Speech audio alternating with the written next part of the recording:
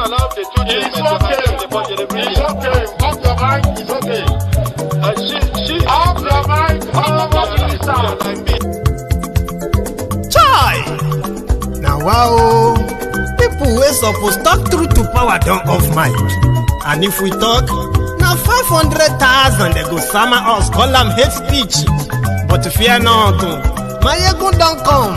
Ingo torchlight every corner, nooks and cranny of all these bad people where they spoil our country.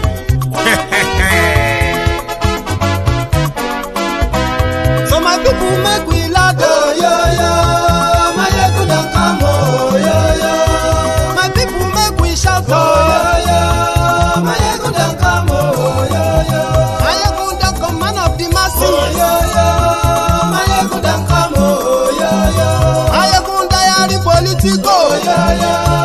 My ego don't come, oh, yeah. This one not the off in mind, oh, yeah. My ego don't come, oh, yeah. And in the touchlight every corner, oh, yeah. My ego don't come, oh, yeah.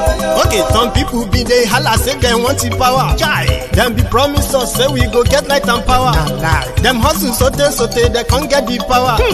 But now they know they do anything with the power. Sure. Every day, dollar just they get the higher power over naira. See them talk say make we off mind. But thank God say my ego don't come. So my people make you laugh, oh, yeah. My ego don't come, oh, yeah. My people make we shout, oh, yeah. My ego don't come, oh, yeah. My ego don't come, man of the masses, oh, yeah. My ego don't come, oh, yeah. My ego diary politico, oh, yeah. My ego don't come, oh, yeah. This one not the off in mind, oh, yeah. My ego don't come, oh, yeah. Person where they do even no one make person talk. Them say that my egun, that man too they talk. He too they talk. Say my egun diary, he they hot like pepper. But every day then they take money in bulk. Woman picking they the street they hawk. Still them talk say make we no talk. But thank God say my egun don't come. So my people make you laugh, oh yeah. My egun don't come, oh yeah. My people make you shout, oh yeah. My egun don't come, oh yeah. Man of the masses, oh, yeah. My ego don't come, oh, yeah. My ego diary politico, oh, yeah. My ego don't come, oh, yeah. This man not the off in mind, oh, yeah. My ego don't come, oh, yeah. Aha. Now you not done here, all these bad politicians, then we call themselves politicians. When they thief our money, we no want make the common man get waiting supposed get for this country. Una never hear something. Now go hear one. My ego, you go show na paper. My ego diary political. So my people make you shout, oh yeah. My ego don't come. I don't read social media anymore. They abuse the hell out of me.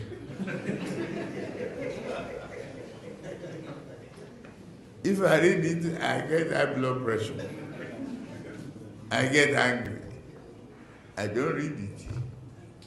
So, if I want to hear anything, my children or any of my workers will tell me, this one say this one. If I'm tired, I say, please, forget it.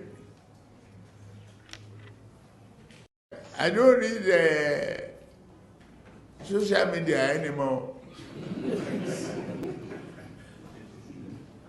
They abuse the hell out of me. Hello there.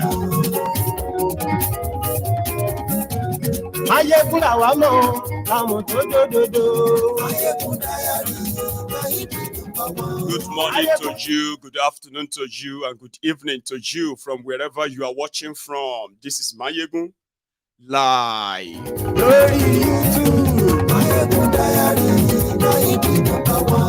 gbogbo bó ṣe ń lọ ni Máyégún já wa sí. Máyégún Diary na ibi àṣírí ọ̀jẹ̀lú kì í bò níbẹ̀ o. Máyégún Diary. Thank you so much for joining me. Please let me know if this audio is perfect, if the video is all right before we continue. If we experience any kind of freezing or what have you, I'll deal with that. I've provided alternative. Share this broadcast. Godfatherism, kò sí lọ́rọ̀ Máyégún Diary. Ẹ farabalẹ̀ sẹ́ o kẹ́gbọ́rọ̀ lẹ́nu. Máyégún Diary. Àní Máyégún làwa mọ̀ tó dòdòdò. Máyégún Diary. Thank you very much. Share the broadcast. Read the caption. Read the description as well.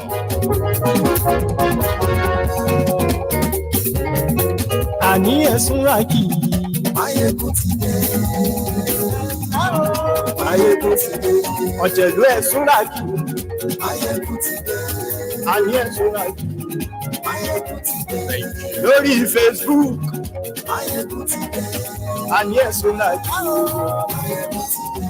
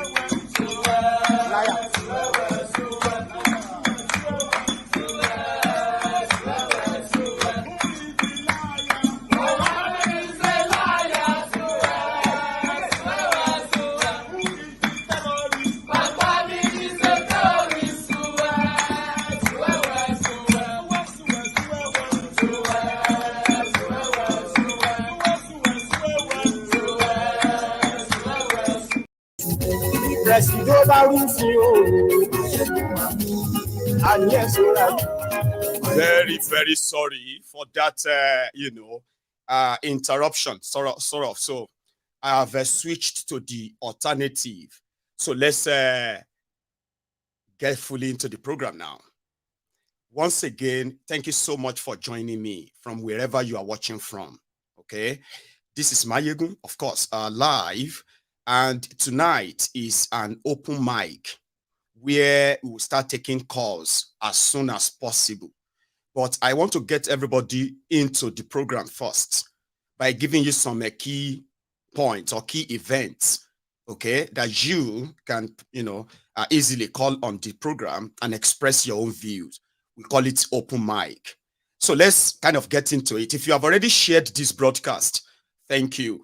And if you have subscribed onto my channel, YouTube, thank you. And if you are watching on Máyégún's Diary Political on Facebook, I still kind of plead with all of you, please take your time and search for real Máyégún's Diary Political and follow me there, please. I don't know how I'm going to get all of you back on there, so that all this restriction that you can't share, you can't comment, you can't like, in fact, you don't even receive notifications on so many occasions, right? Go and follow down my new page on Facebook, and you won't miss anything. Right? Yes, a lot happened in the last few days.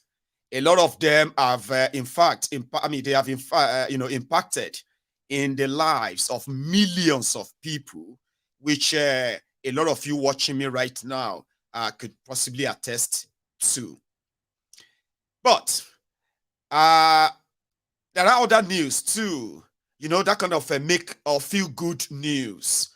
For example, Ortom has been arrested. Sure, you get.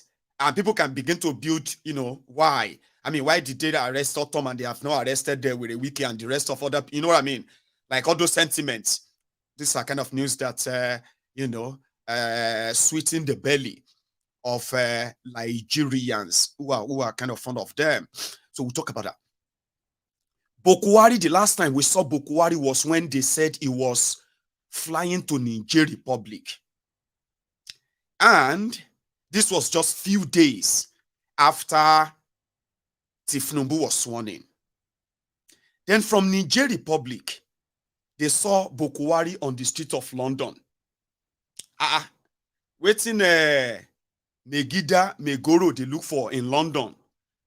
So this time, just to show that he is now just like me and you to some extent, right? So you could walk on many streets now in London and just walk straight into Buhari. So, and while the people who walked with him, majority of them have, according to report, they have been told not to leave Nigeria. Now, that Buhari is in London means that some of them, they escaped the Nigeria or Tinubu's DSS. They escaped them with Buhari to London. So we'll talk about that. And then you will tell me what you think, by the way, yeah? So, Tinubu, who has been making announcements, and it's been like announcement upon announcement, this time around, they're like sacking, the power to hire and fire is now with Kolu, and he has exercised that power in the last few days when they call what they call the Hurricane Tinubu.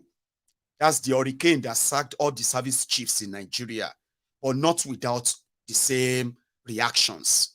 Who are the new ones? Where are they coming from? So tonight, I'll help you kind of, get to know them, know all this, the stories around them. So that when you want to call in, you can help us add yours and all that. Okay?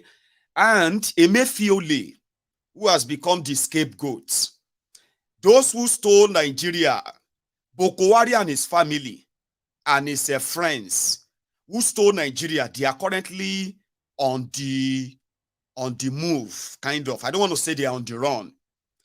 But in Nigeria, Tinubu don't tie Emefiole down like goats. So Emefiole is going to be the scapegoat, the new Dasuki. I want you to remember that, okay? When you call in. The new police IG appointed by Kolu happened to be Kolu's Maygard. Once upon a time, Maygard. Like your security. Sure you get. So, he's going to be in charge of your police in Nigeria. It's the police IG. And his own first statement is that he is already feeling like a tiger. A tiger to go after criminals in Nigeria. Wow. Tiger IG or IG Tiger. Don't worry. Welcome to the party. It is a cash out time. They say na loyalty here and there anyway. So yeah. But when Kolu made the announcement, right? Shitty Boy was the one to decorate him. I believe say maybe when he smoke waiting Shitty Man, they smoke. That's why they said he felt like a tiger. They will unleash him on a lot of you. He's not coming to capture criminals. He's coming to capture a lot of you who are going to be criticizing Tinubu. Of course now. Buhari did same. He no do same. So when they put this on him and decorated him, he turned around and he said he feels like a tiger that is willing and ready to devour for this man. Remember that when you call in, okay? And as the hardship, reactions to the subsidy removal, 40% electricity tariff increase, 7.5% VAT increase, and so many other things that are now making, the price of food stuff to start getting a kind of, getting out of hand. So some people said, if you by any chance stumble on this card, your problem may likely be half over. So remember that. So, and also, part of other things that you should have in mind tonight, I have put all of that in that description, by the way, so I'm reading some up. Ortom is in the EFCC den. Bawai is in DSS den. Emefiole is in DSS den. And somebody like this is already telling the Nigerian security forces that with President Kolu, how are they come back to their hand? But that's not the one. This particular one is like before now. Somebody like this coming to protect you soon. You take your leprosy hand to write. You don't have respect for the people who bought your father. Is it every Calabar man that is a Calabar man? Do you know your roots? That you talk to me. You don't know that people own this Calabar.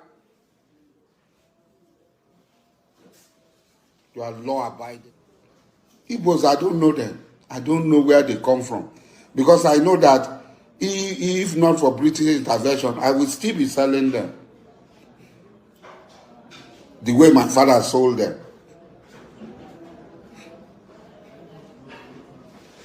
Now, look at you people in Igbo land. Look at how you are dying. Woto. You are talking. You will do video to sell that Elijah has run away. You don't see me? I don't run.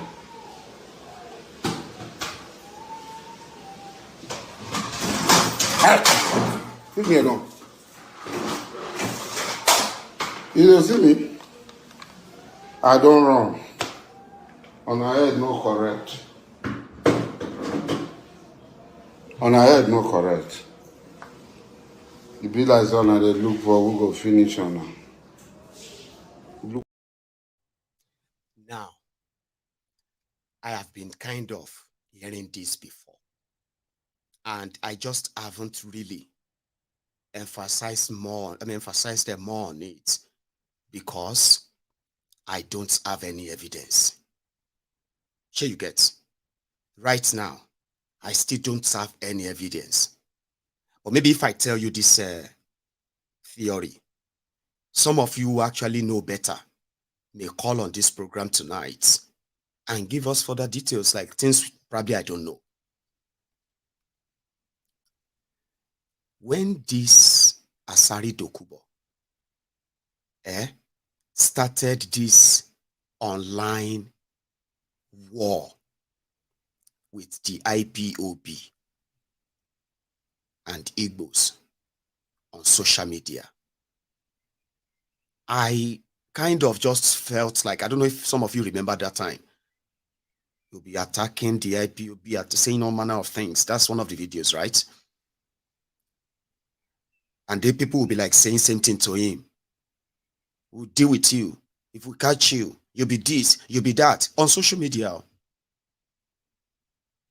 And he said a lot of things, okay? But around that time, I just felt like, people were supposed to be like, who should know better, like people you will see us and say like elders. There are some certain things you don't get so deeper and deeper involved, like something like this on social media. Like, that maturity, that even if you know things, right? Maturity is what will make you feel like nobody should put their fingers in your mouth with your age, your experience, and maybe your your exposure too. That kind of, But when that way, when Alhaji Asari was kind of like firing back threats, yeah, they are IPOB, supposed IPOB members on social media, they are firing him back too. Like they are all doing videos. So there was no unknown gunmen in Igbo land, in Biafra land, not a single one. Until this social media fight escalated in 2021.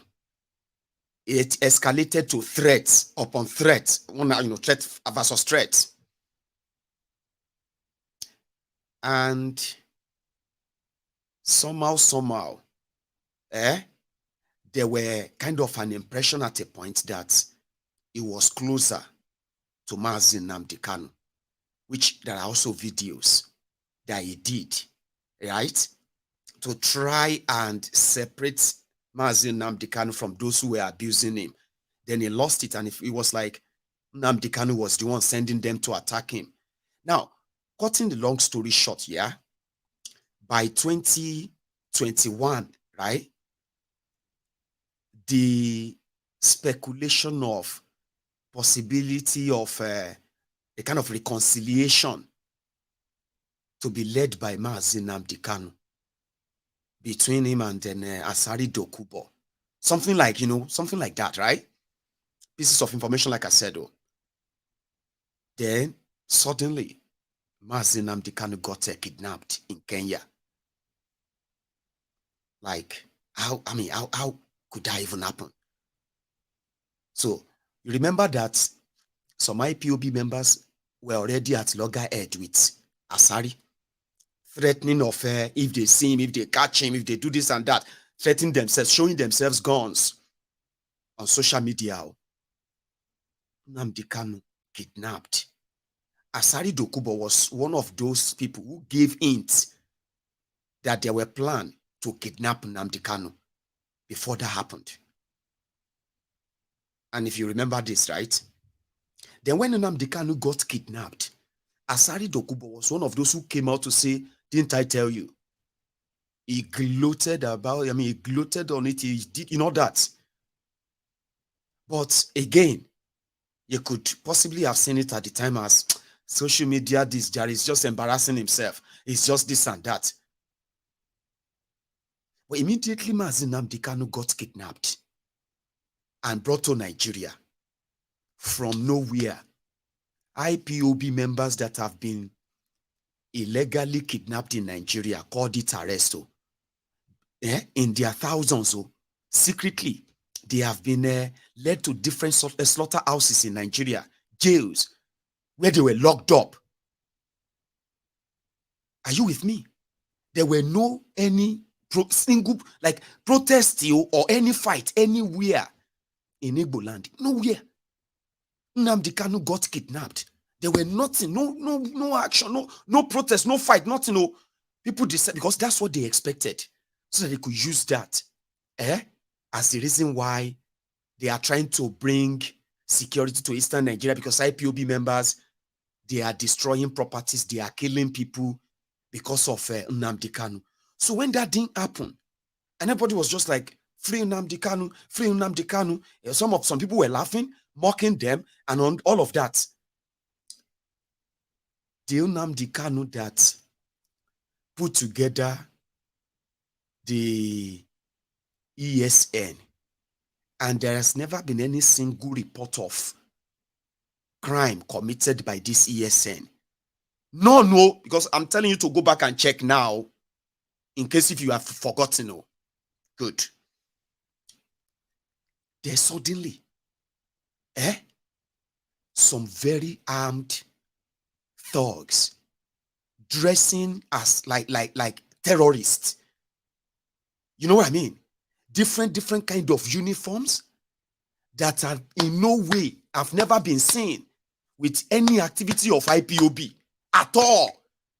Even when they came out to display their ESN, we started seeing different, you know what I mean? And it was the moment of social media frenzy. You could make a lot of money by telling the world the person that you are actually not. Arrogating the power you have, you don't have, to yourself. It was like an easy sell. So these guys were committing crime. And on that same blogo space, right? You are seeing those who are disguising as members of IPOB, celebrating those they call unknown gunmen. And I was like, this doesn't make any sense. So if you come out to say, no, it's not IPOB, you will see some people that you are like, they are supposed to be IPOB, they will attack you, you get out, we are dealing with them, we'll deal with our leader that you arrested. And I was I was studying that. I was like, if Buhari will no like, Buhari will won't use any opportunity to kill Igbos, any chance. Nnamdi Kanu, because of microphone and the camera phone, and the Facebook page, YouTube page, Buhari expended billions of your money hunting him, bribing people until he captured him. So they go come here say some Igbo, IPOB, they have guns, they have this and that, and they are attacking a particular place in Igbo land that they have already militarized. Every corner you turn to na checkpoint in Igbo land. Every corner you turn to. Especially since 2015. Everywhere you turn to. From Enugu to Ebonyi. From Ebonyi to Owerri, Imo. From Imo to Abia to Anambra. Everywhere you go see soldier. Different uniform. So some people are now together having guns. And they will operate. They will make videos of themselves. Intimidating armless people. Okay? Making video of that. We are telling you, we don't want any election in our land. We don't want kiniko. They were killing people. And the media quickly tagged them unknown gunmen. Nnamdi Kanu spoke from his detention through his lawyers that, number one, these criminals are not representing Igbo people. They are not in any way associated with IPOB. Now, why am I saying this? What I now figured out is that, who are the unknown gunmen? What is the contract that the likes of Asari signed with Buhari that for 8 years, Asari was collecting a regular security payment from the government of Buhari, doing what? I don't know if you probably, they broke into prison in Owerri. It's not far from government house. It's not far from the military base. It's not far from the police headquarters. And they operated in that prison yard for over 5 hours. And there was no single response. I was like, this doesn't make any sense.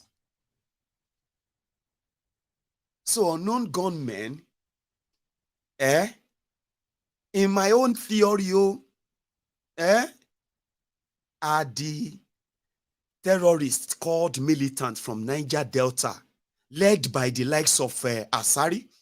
They were given the free will, do this here, so that we can then bring the soldiers in. And when their soldiers come in, they go straight into civilian settlements, where old people, men, women, children, where they are sleeping, they will start shooting and killing them, burning their properties. The next news tomorrow morning.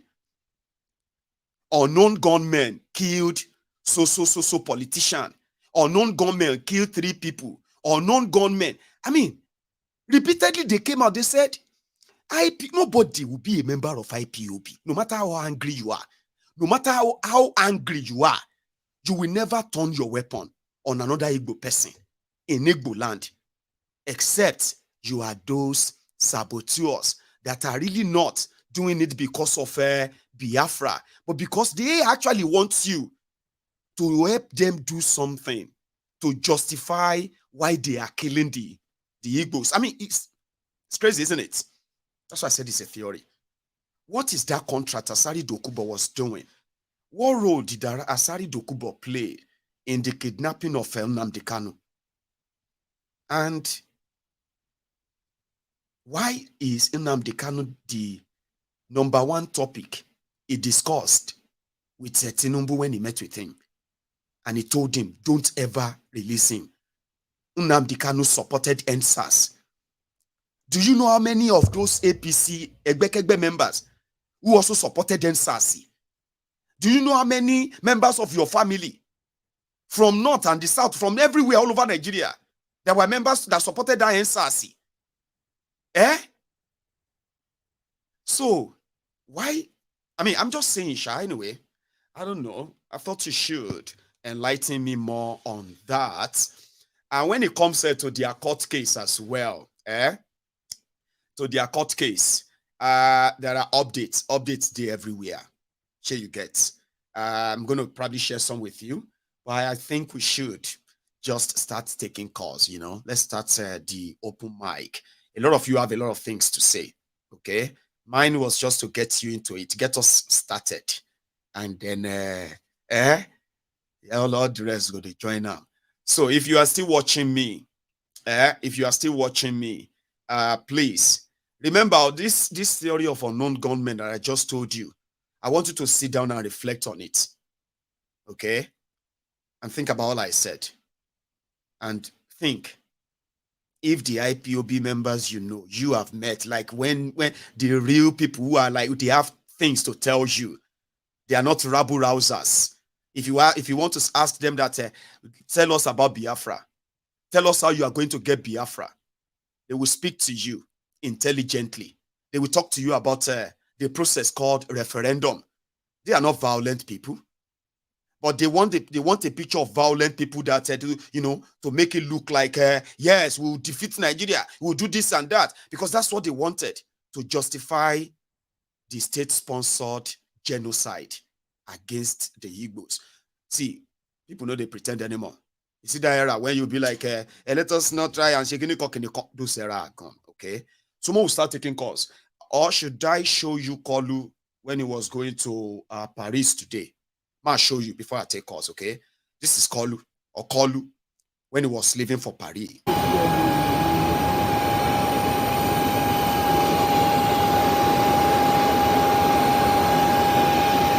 Hey, sorry.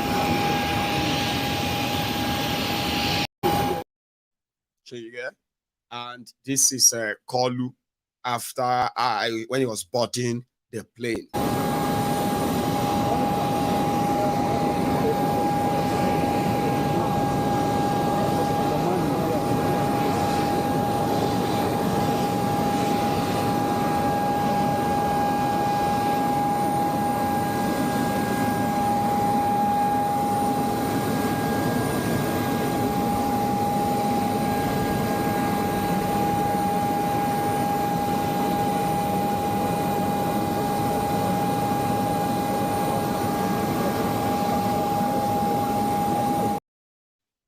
And this is Kolu when he arrived in Paris this evening.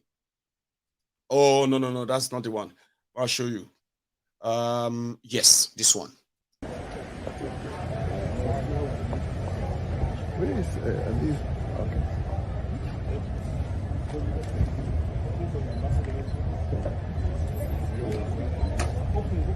Excellency, the MD. Welcome. We're very proud to have you. Thank you very much. It's the president of Biafra. How are you? What's the name? Sorry.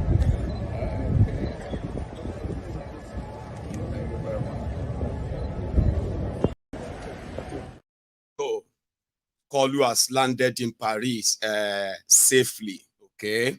And if you want to know the new service chiefs or the new security appointments he just made and where they come from, you can use this chart on your screen, okay? The new chief of, the new defense chief, which is chief of defense staff or something, right? That's from Kaduna, okay? The new air staff or chief of air staff is from Kano. The new police IG is from Ogun State.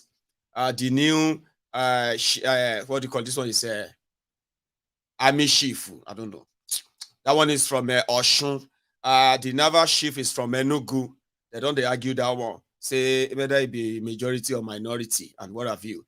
So the chief of defense intelligence or something is from Cross River. National security advisor is from Adamawa, and that is Nuhu Ribadu. What else do I need to show you quickly before I take calls?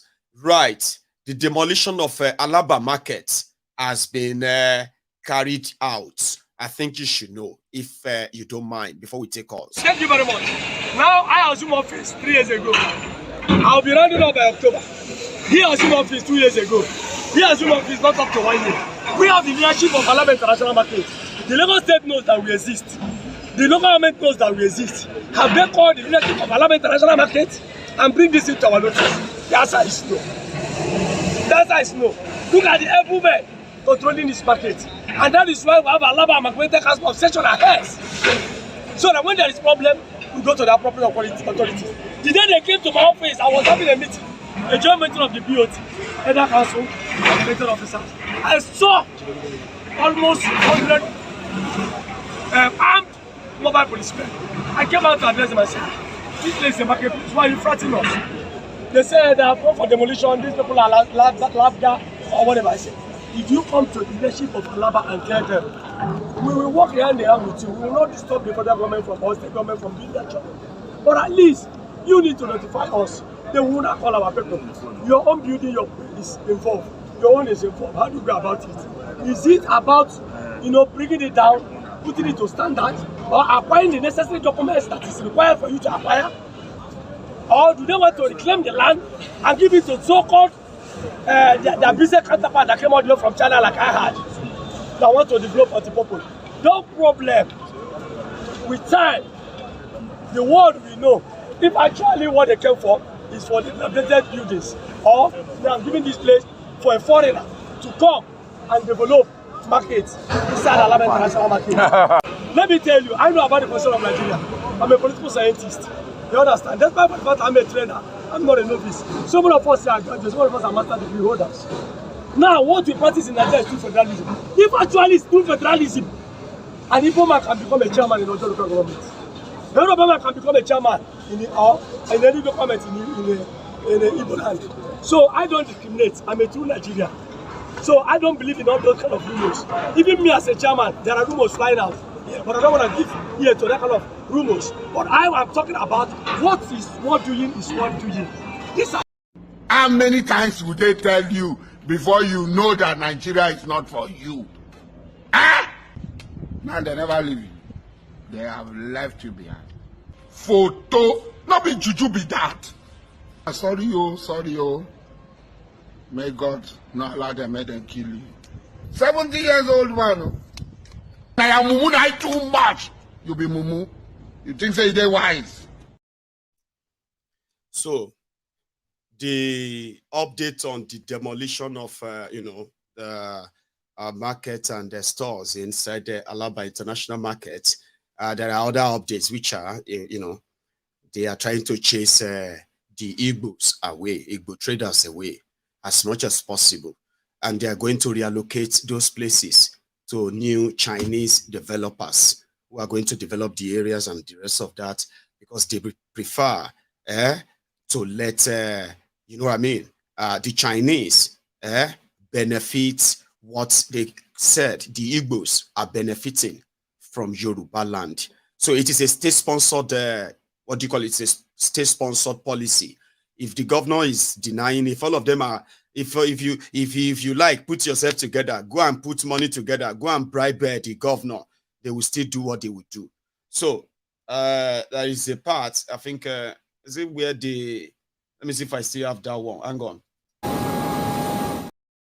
I have removed it. So there is, okay, hang on. So the part of what they are telling people is that they are demolishing this market because the structures are defective. The structures are bad. They need to rebuild them. Now, if you want to see an example of properties they are demolishing inside Alaba market, here is one. Sorry for the quality of the video, okay? People who are trying to remove their valuables from these new buildings, right? They are those who make this video to show you that, look at the building they said they want to demolish to renovate or something like that. But it's obvious. So if you are still an Igbo businessman in Lagos and you are still not thinking that this is the best time for you to start divesting your investments. Okay, watch this. Plaza Getao, Plaza Nova, also now shop I could see.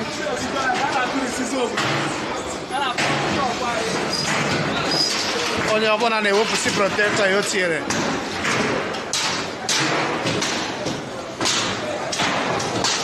Oi, Tinubu. What an artist in the Yoruba. Oi.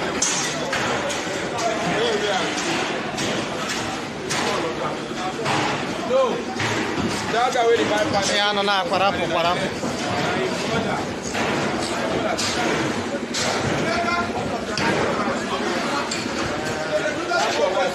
Huh? Eh, mas in case so na. How you going to see?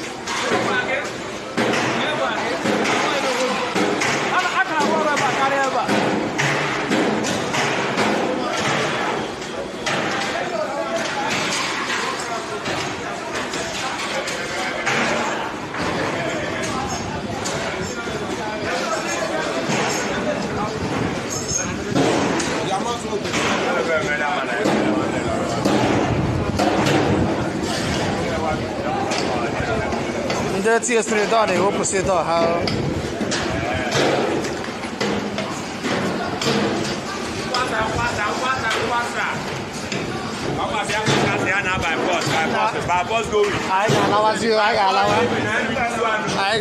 I was able to. Oi! No, what is it? Very sad indeed. But whether you are Igbo or you are not Igbo, if you are human with humanity in you, I just want to remind you that no matter how you feel, that is not the handiwork of the real Yorubas. Yorubas rejected APC, and you are all witnesses to that. When they went after the Igbos and then those who look like Igbos in Lagos, and they left the Yorubas, they still got trounced and defeated, which means Yoruba rejected them too. Again, we believe that once they are done with you, of course, like it is right now anyway. So I want you to remember that. I cannot in any way tell you how to feel towards this. But when people talk about one united Nigeria, one united this and that, I beg, to kind of disagree when I say things like that. And mind you, let me tell you something. When it comes to discussing Mazi Nnamdi Kanu, IPOB, and then things that happened around that, of course, I know some people, some recalcitrant wearies, okay, that indeed would tell me, Mayegun, please don't put your mouth there. It's kind of, people are kind of always very careful to touch those, those kind of conversation. Not me. Sometimes, most times I don't kind of attract unnecessary drama, all right? But when you begin to read comments, when people say, Mayegun, leave Igbo alone, Mayegun, put your mouth in your this and that, it's because what I just said about the IPOB and other things you've heard, somehow, we may not sit down with whichever faction they probably presented themselves to be, all right? But I have people in the comment section, especially on YouTube, who are working with the spanners, all right? When you begin to see people commenting saying, Mayegun, please mind your business, leave Igbo alone, leave Biafra alone, it's none of your business and all that nonsense, please don't engage them. Call those people with spanners, all right? And please get rid of them. They are distractors completely, all right? And they will say a lot of things that will, in fact, make you feel like, Shebi, we told you, so the Igbos did no, those are kind of useless wearies, all right? Once you read any comment of anybody that says, Mayegun, mind your business, leave the IPOB alone, sure you get, just call those people with spanner and get rid of them. I'll do my best to get rid of them too, all right? Don't engage them, don't. You would not probably like it. You won't like it. I know them very well. Don't give them that oxygen, right? Get rid of them. Thank you. Now, going further, we have this guy who once said, Tinubu no supposed to meet them again. Sure you get? Tinubu no need to meet the House of Rep anymore. Whatever he wants, we agree. And Peter Obi, is a Labour Party House of Rep member. They call him Honorable Oga. I think after your tribunal, this and that, now this honorable you go want try to recall first. The obedient Abi. The guy don't drop another one. This one should get even more angrier. Just before you call in. Once you're in this politics, don't lose hope. Don't think that if you don't win today, you will not win again. And once somebody have won the election, to be a good sports person, you must give the person support. For me, like I said earlier, last 2 weeks, that trended all over the world. When I told the people, election have come and gone. Now it's about governance. And whoever God has given that mandate to represent the people, you must respect that institution. Because today, why I'm representing you is that institution that brought me to this place. So for that reason, and that is why I always say, whoever that is in that seat, give the person that support. Until either court said otherwise or God said otherwise. We must put Nigeria first. Nigeria is more important than anybody. It's more important than me. If I was, in fact, let's leave that for another day, but I can tell you, it's only God. The guy was like, don't let me talk again because I say what is in my mind. So you can react to that too when it gets to that point. I want a final one. And when it comes to the court issue, I've got some clips here that you can, just see the evidence.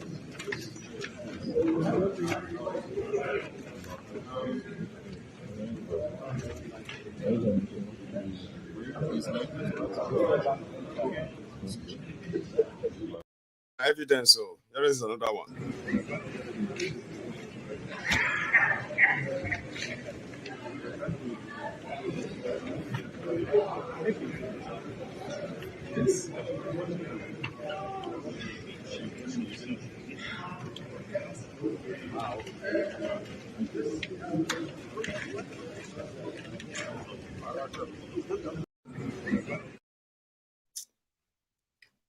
And then the courtroom.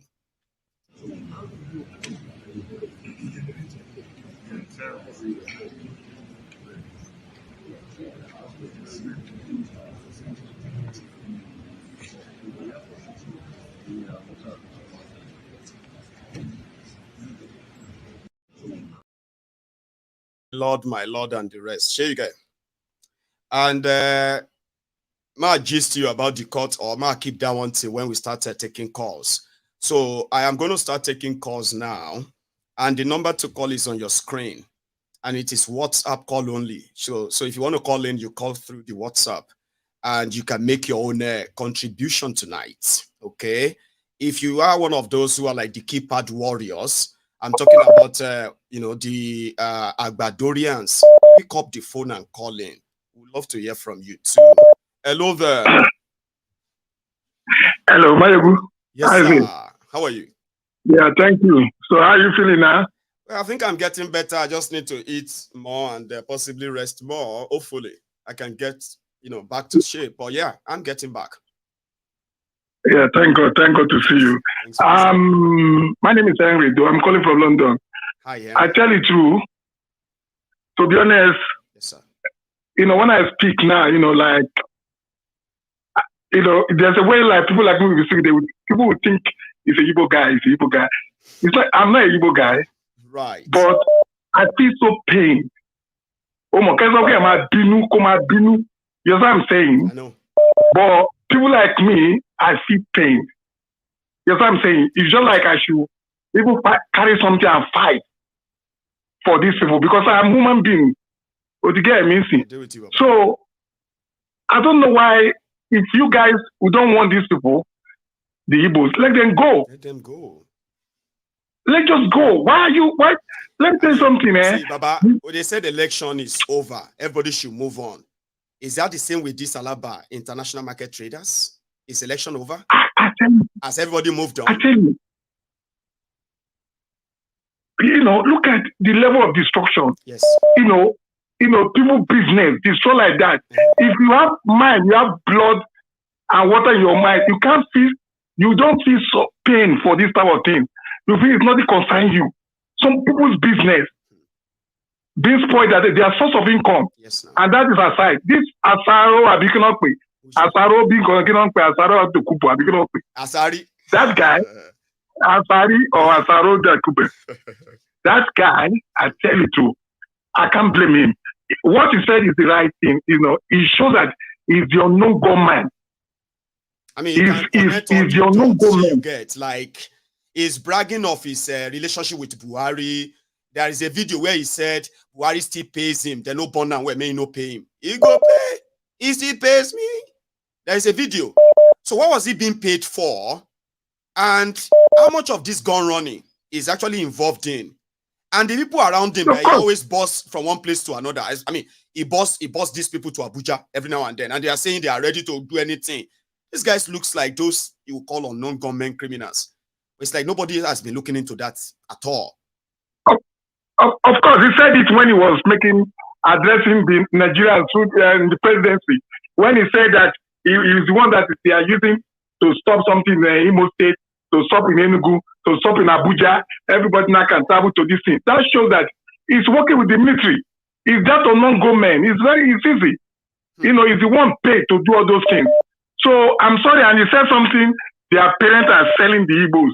That he was God. I don't know what type of thing. Anyway, my good, thank you so much. I'm just feeling pain. I tell you too. Let me tell you, Nigeria, I know. So, I'm just feeling pain. Sorry for that. Cheers, man. Bye bye. Nice one. I mean, like I said, right? Pick anything you want to talk about. It doesn't have to be the same thing, and it can be the same thing. This is you expressing your own view. Hello there. Hi, Michael. How are you? I am fine. How are you?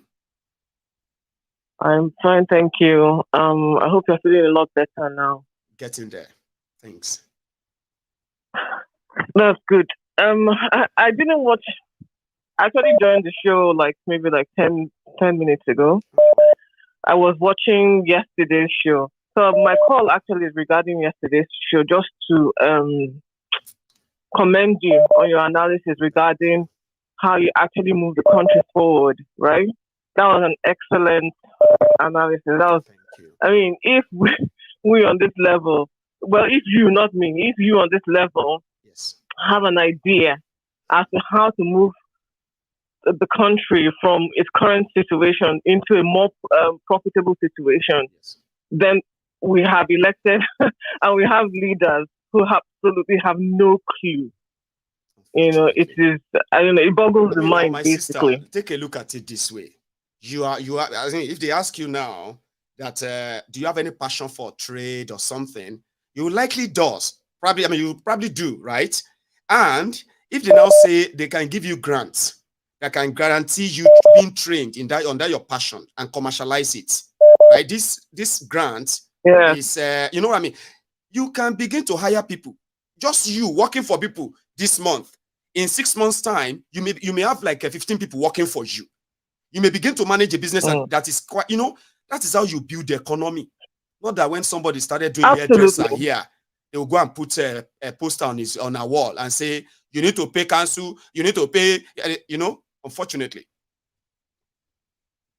Then, and I think a lot of people, I think, I don't know to call them the so-called Ecuadorians or whatever, that keep coming at you or coming at people and saying things like, oh, let God will help. I say, what God will do this. And, listening to all of those things in my mind. It's like saying no matter how bad it is, it is God will make it pay for them. What kind of prayer is that? Yeah, I really don't see it. The thing is, that thing has always puzzled me, right? That people will think that God, where He is, okay, God gave us the 10 Commandments, right? And in one of those 10 Commandments, it says, thou shalt not steal. And then you imagine that somehow He will still use a criminal because He is God to change things around for you Are you okay? You know, I've seen this thing. I've experienced this people who think like this. For example, I had a friend in university, and we had an exam, right? Yep.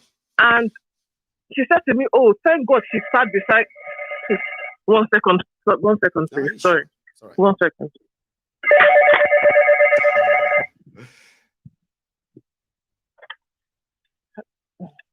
Right. Sorry. Oh, okay. Hello? I actually thought I was going to excuse you to take the call. Anyway, please go on.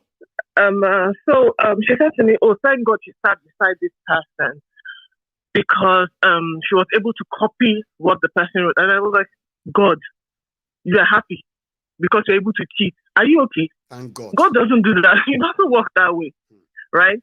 And so this is when she now, casting my mind back. This is how people think. For 24 years, Asiwaju ran Lagos.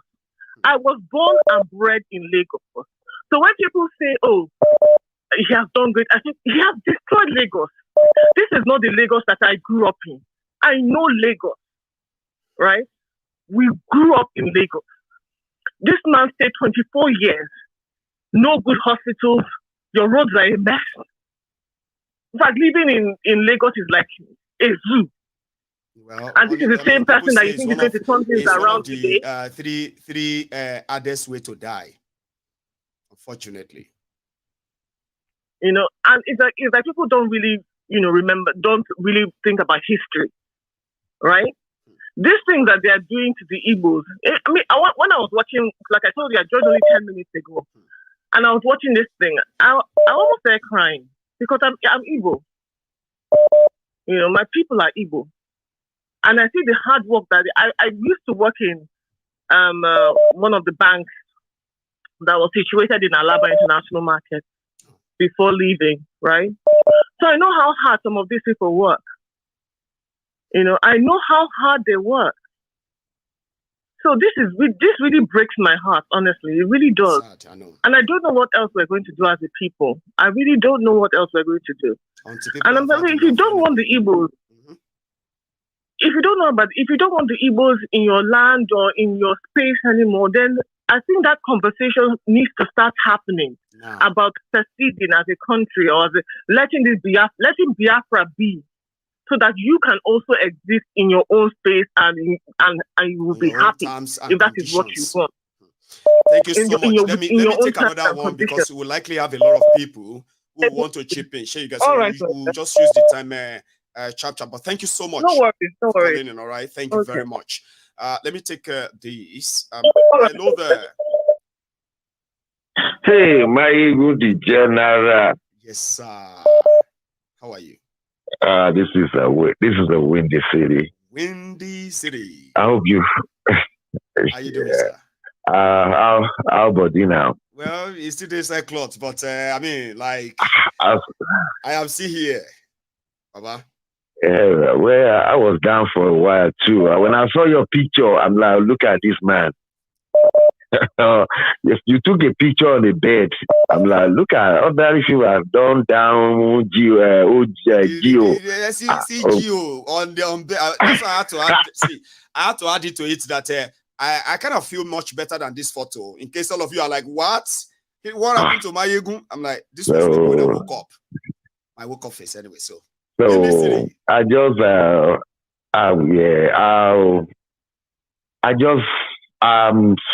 sort of what to say, but people of Lagos, you see, there's something Yoruba used to say, and my father used to say, it's an adage. One need to bari mi to baroju.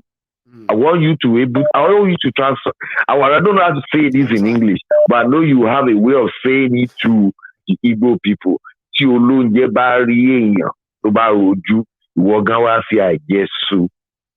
that if people of Lagos or the so-called APC, they don't want the Igbo people. I want the Igbo people. Boycott everything that has to do. Don't get attracted to Lagos anymore. Yeah. Hard-working Igbos to tell them to kick rock. We don't need you too. Because This is bad. This is really, really bad. Mm-hmm. And people that do this kind of thing, it doesn't end there. It doesn't end well for them.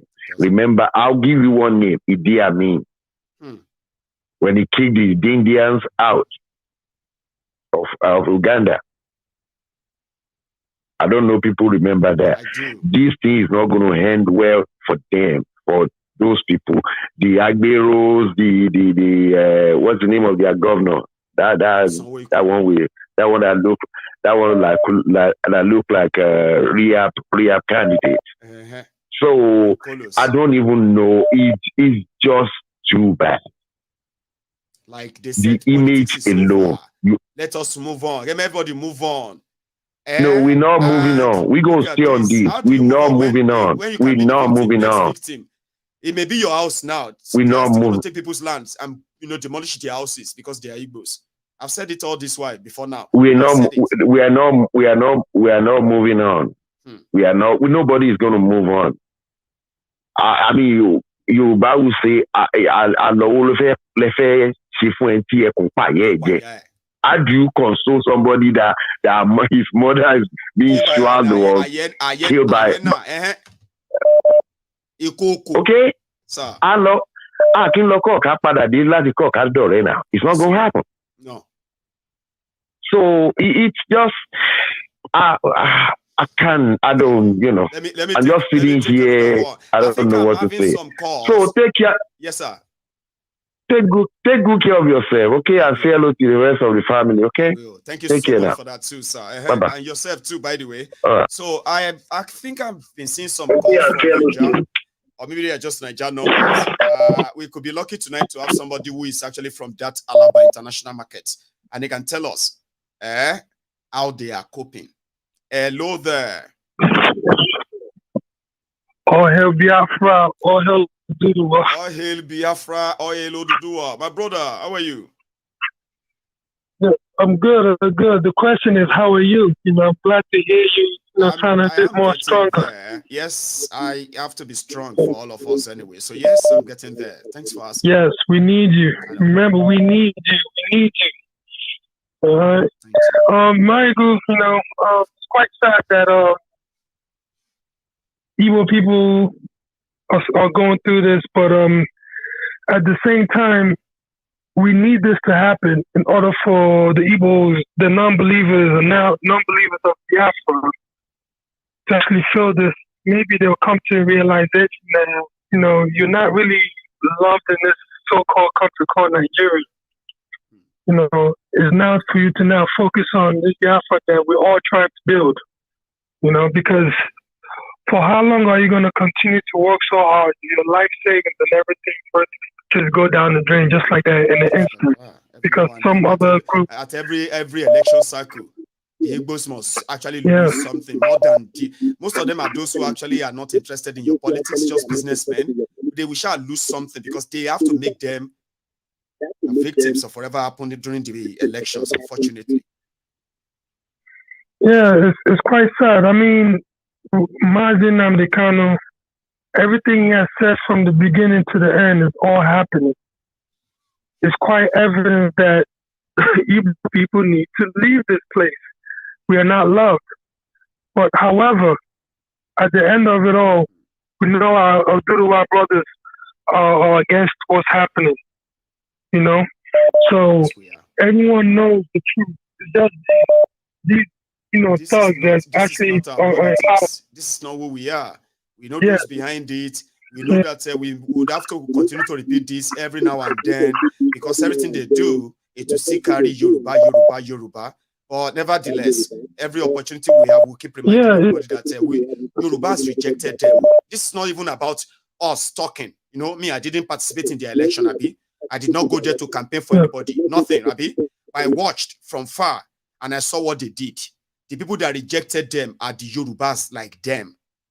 I just want people to remember that. So that they don't say Yorubas you see what Yorubas are doing. Yorubas rejected them. Continue. Yes. So, I mean, with your platform, I'm very grateful and I'm happy to have in that your platform, there's such a platform like yours to actually be able to bridge this gap. Because Lord knows, if we didn't have this platform, the kind of division that these people would have created with this, you know, where we all could come together under one umbrella and talk and speak together with one voice in unison to say, no, we're not in support of this. This is wrong. But I know other people want to get on. That's right. Thank you for everything you're doing. Please, you see this picture that you have here, where can we get all of these pictures? Because they're really good. If you can have like a collection of where we go. Let me take another one then, bro. Yeah, thank you. So I have another caller on the line here. Hello there. Hello, good evening, Mario. How are you? Princess. It's been a while, oh. Hello. How are you? Yes, I'm fine. You? Kind of getting there, you know, like better than yesterday. Thank you. I'm lucky you're fine. Thanks, man. Mario, I'm going to touch on a lot. I'm going to touch on a lot of things. Yeah. And you have to know that we are going to be managing the time, but let's see how much ground you can cover in 5 minutes. Yeah. So whatever it is I'm able to cover, I'll just go when I have to go. No wahala. You know, the Igbos, yeah. you cannot bury them. No. They are like seeds. They will grow. I have so many things on them. As a student of history and international relations, yeah, I can remember in 1803 at St. Simon Island in Georgia, a group of 75 Igbo warriors, yeah, from what we now call Nigeria, committed mass suicide. You know, they were able to drown their cattle, yeah. They were called it landing, I think it's landing, yeah. Okay. They got to the other side and they said they would rather die than be in bondage. Those are the Igbo people I know. So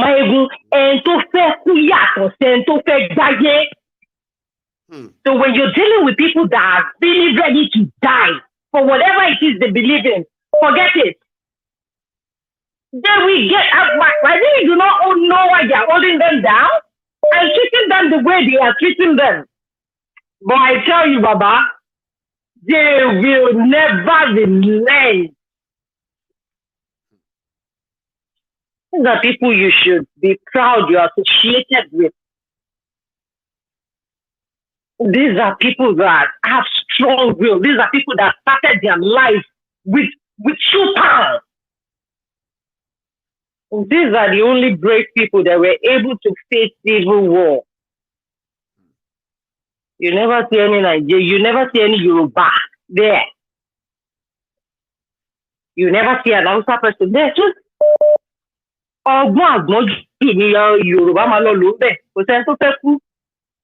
these are men that will travel abroad, sell their organs to feed their families back home. What else do you want to call bravery than that? You think they are here to joke? So forget it, oh my God, whatever it is they do to them, they will bounce back and they'll get their nation. It is a fact because they will never relent. I know, Princess, the worries of the people is that we saw what Buhari did and represented, right? And we saw how that ended. Then Tinubu said he was going to try and unite people by doing things that are going to be kind of like at least show that he wanted to bring people together and maybe they will begin to forget their differences. But they are pushed. He personally is overseeing an agenda where the Igbos are becoming not just profiled, they are now even more physically targeted. Their businesses. Buhari didn't do all of this openly. Oh. Do you get that, Princess? Yeah. So if Buhari that did all of what he did, made the Igbos to become stronger, or more people to become interested in Biafran struggle. Because don't let us deceive ourselves. The failure of Buhari, the more Buhari pushed on this, the Igbos, the more people get converted that they want Biafra more. The more they attack them, the more people wanted to become IPOB members. A lot of people.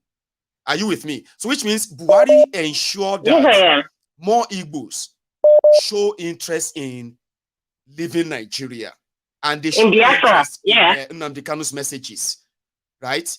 But with these ones that they are now attacking Igbos outside Igbo land and their businesses, and they are bragging about that because of election politics. Is there any sign now that Nigeria can like bring Igbos together and still say they want to talk about one Nigeria again? There is no one Nigeria anywhere. We both know that. Yes. It's only the fools that are living in illusion that do not know that. We both know there is nothing like that. So I'm going to drop that. I'm going to talk about United Nations. When people talk about United Nations, I just laugh. You know, people say, the Igbos should go to the United Nations. Who is United Nations? Who is United Nations? They call them. We as Africans are over imperialists. They are the West, Baba. They are the West. They are the attitude of these people towards conflict. Look at the amount of people that are dying in Sudan everywhere. Look at them. Look at the amount of people that are dying. Did you hear their media take that up or make it look like it's something? You know, the last time David was here, you know, David came on this program and he said, these people knew what happened at Enstars, but you know what? They don't really care. I laughed. Princess, let me take another. Oyibo no get copper cathodes. Now we get them. Now then they decide the price. That's right. If I have to sell copper cathodes in the Zambia or in the Congo, I will have to check LME from the UK. You understand what I'm saying? They just don't care. They don't care. The price of cocoa is decided by these people. They get cocoa plantation. Lithium, they decide how we sell. Whatever it is they've told you in the past or they are telling you presently, Baba, even green energy is not green. I tell you today. What do you use for batteries? Lithium. How do you get lithium? They are mined. Mining is very adverse to our health. We all know that. Do these people have gold? Why do they try? Why are they trying to monopolize everything? Green energy is not green. Holy land is not holy. You go to Jerusalem, you're forming nonsense. There is nothing holy there. I was going through the Bible this morning, or yesterday or this morning. I was telling my children when they go back from school, they should check Luke. Yeah? Luke chapter 19, verse 27. Jesus said, people that are not following me, bring them here. Let's slaughter them right in front of me. Jesus said that. But they will not tell you about that Jesus that said, bring these people here and slaughter them right in front of me because they do not believe in me as their king. They will present the Jesus that will tell you that if they slap you on the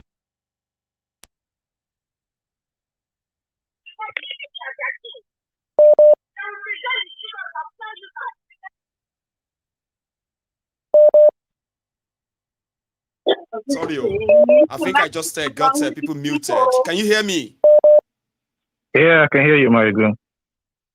Okay, hang on. Hello? Hello? Oh, Grant. Can you hear me? I can hear you, Marigun. Brilliant. Yima, is that you? I'm here, Baba. Fantastic. How you doing, Baba? I do. Welcome back, Baba. Thank you. You said now you'll be only. Na small hay fever, and I put you for ground like this. That's just a look like strong man. If you get a fever for a few days, we go find out after. You go know how you go last. I get you. I be. I want to put my mouth for this Ortom matter. Yes. Baba. Permit me to speak my language. Anybody will go hear me, make you hear me. You talk so that we say fire up. You go need to just take it like that. Because man, what I said was, you know when you want farm and you bend over to farm, you go strong your backside very well to farm.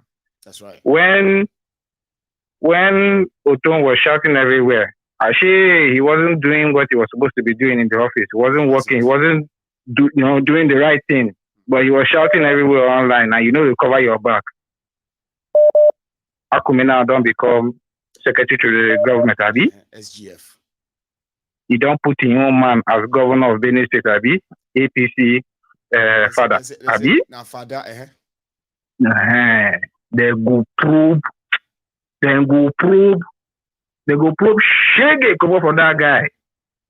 Just they watch the drama now. Should be EFCC don't pick up.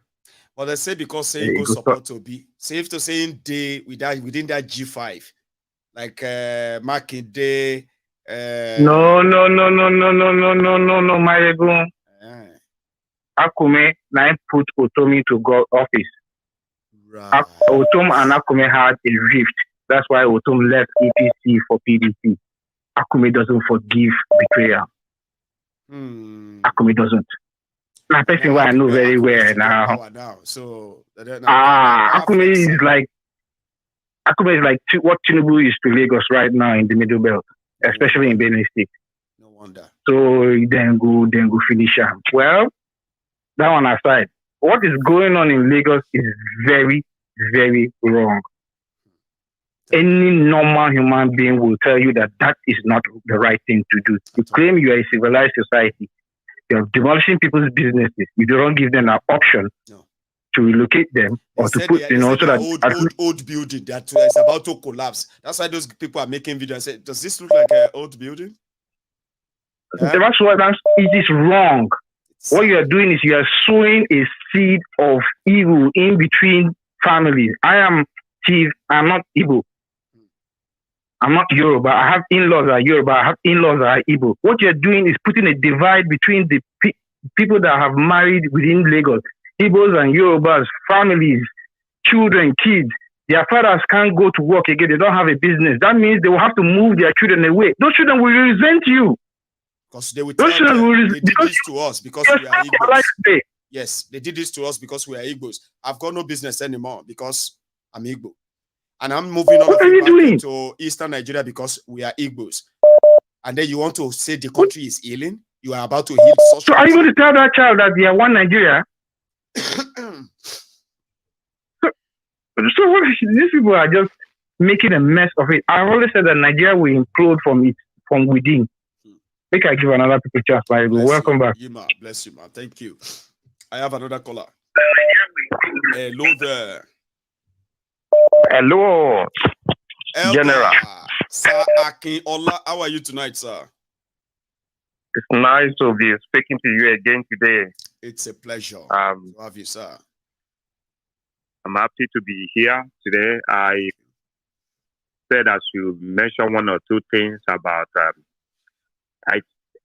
it's very difficult to come to the conclusion that what we call Igbophobia is actually real and alive in Nigeria.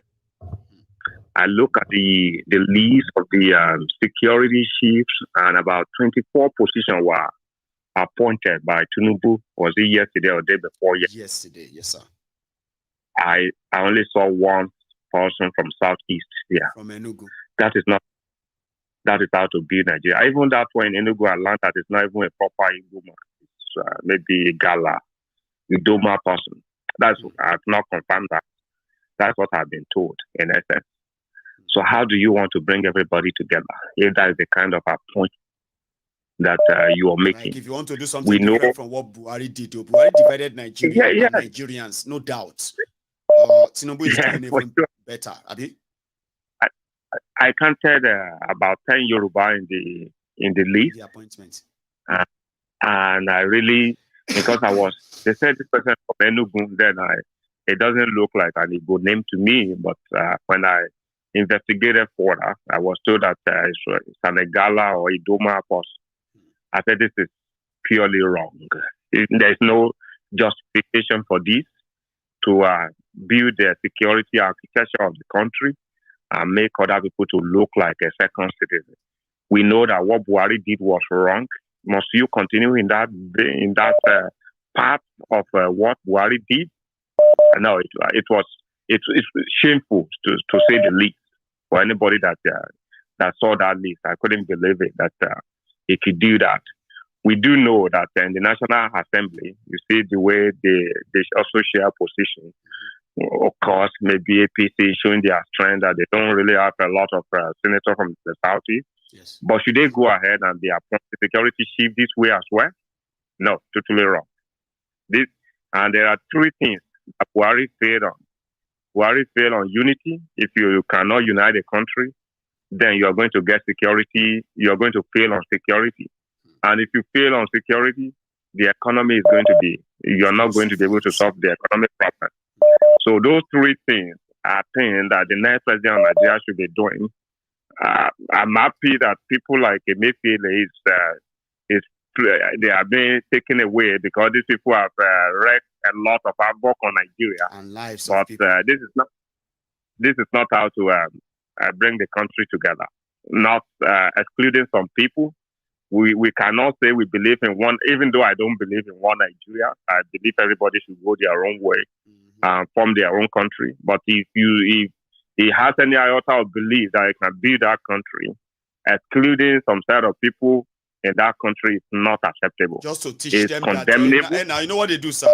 It is to teach them how to do politics next time. And they are still going to turn and say, one Nigeria, Baba. We are watching. Why do we have to enshrine a federal character in our constitution if we don't believe that people are going to respect it? So, for any Agbado online, you can go and tell Master that this is totally condemnable. It is. If you guys want to stand a chance of rebuilding the country, you got to have to find a way of bringing people together to be one nation. Not anybody should be seen as a second citizen. That is my contribution today. Thank you so much. I'll take another one. It's like I've got a lot of veterans online tonight. So I have Osita. Is that you? Yeah, that's me, my brother. How are you, sir? I'm great. And you? Well, I'm fine. I would say thank you. All right, good to see you back. It's good to be back, gradually. You are the lion of the temple of truth. You are the lion. Bless you, Baba. The king himself. Anyway, very quickly, go for it. Very quickly, I've always said that sometimes I get good pimples when people try to sympathize with the Igbos. No, this is our calling, is our fight. I have no sympathy.